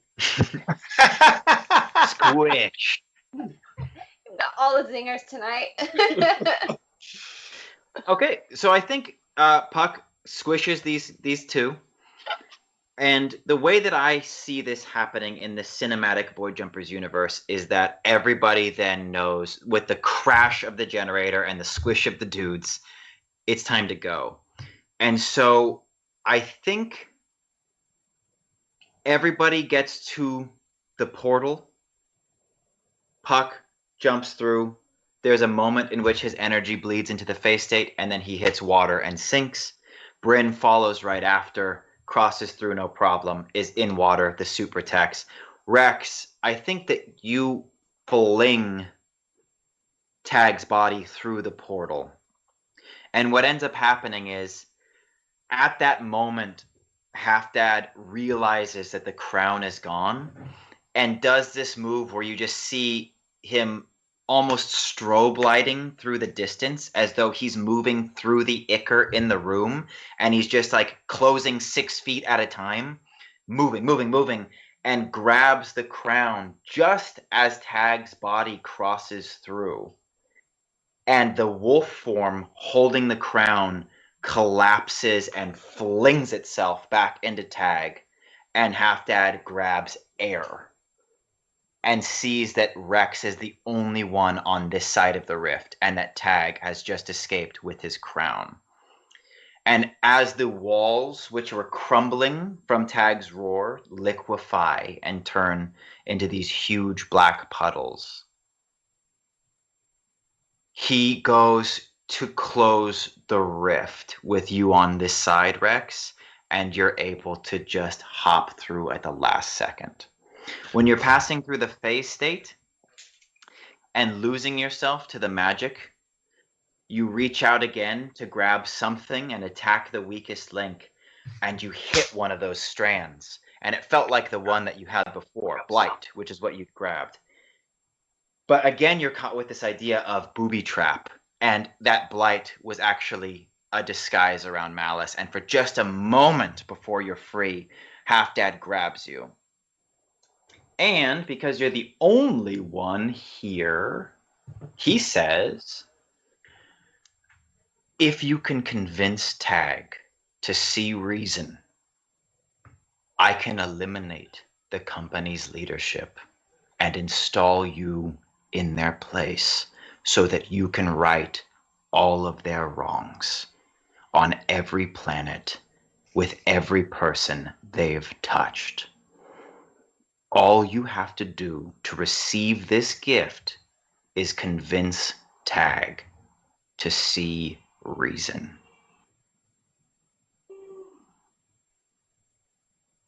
And then he's gone, and you're back underwater. And standing in front of you is a hissing sheet of bubbles that disperses, and the rift has been closed. Blackout. Yeah. Whoa. I'm exhausted. I feel like we went through the ringer today. What a marathon! Yeah. Whew. Wow. Oh man. I didn't think you guys were going to go through the portal.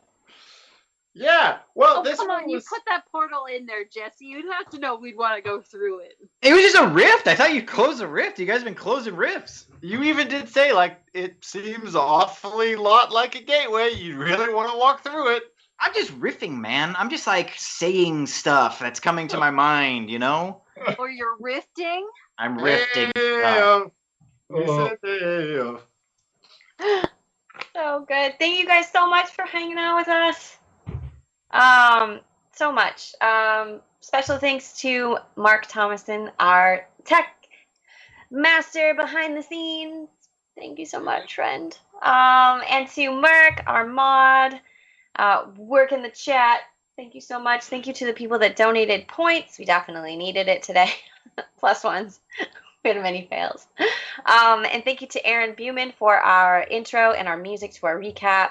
Such a good artist. We are so lucky to have him. Yeah, and you can find what is streaming. Tomorrow is Zoe Game Night at 6 p.m. And then next Monday, we've got Masters of the Metaverse at 6 p.m. And then next Wednesday, you have us again at 6 p.m. That's all I think I got, guys. You got anything else to add? I don't think so. We've gone a little over in time tonight. If you're still with us, I appreciate that. I know that there were some questions for this week. Maybe we'll tack them on to the beginning of next week so that we don't keep people past their bedtimes. I don't know. Whatever. I'll hang out. So, if you want me to ask you a question, I can ask you a question. Ask Yeah, us a ask quick us a question, question. then we'll close this beast out. What is your favorite childhood movie? Predator. In I haven't 7th seen grade. this- I haven't seen this movie since I was a little kid, so I don't know if it holds up. But I really remember loving Splash. Oh, interesting. Michael Keaton Batman. Yes. Scary as a kid. Oh, it was awesome. That was just so I'm good. gonna say this is kids starting in 7th grade. Ferris Bueller's Day Off. Oh, that's a good one. What about you, Lisa? Teenage Mutant Ninja Turtles. Oh, it holds 1990. up. The first Saw one? it in the theaters. Huh? The first one? Yeah, the 1991. I saw it in the theater. It's like the earliest memory I have of seeing a movie in a theater. Cool. I loved it.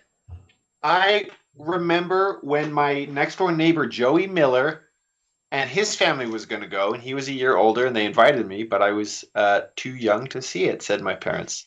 So I got in with Secret of the Ooze a couple of years later. The ninja. Uh-huh. Ninja rap.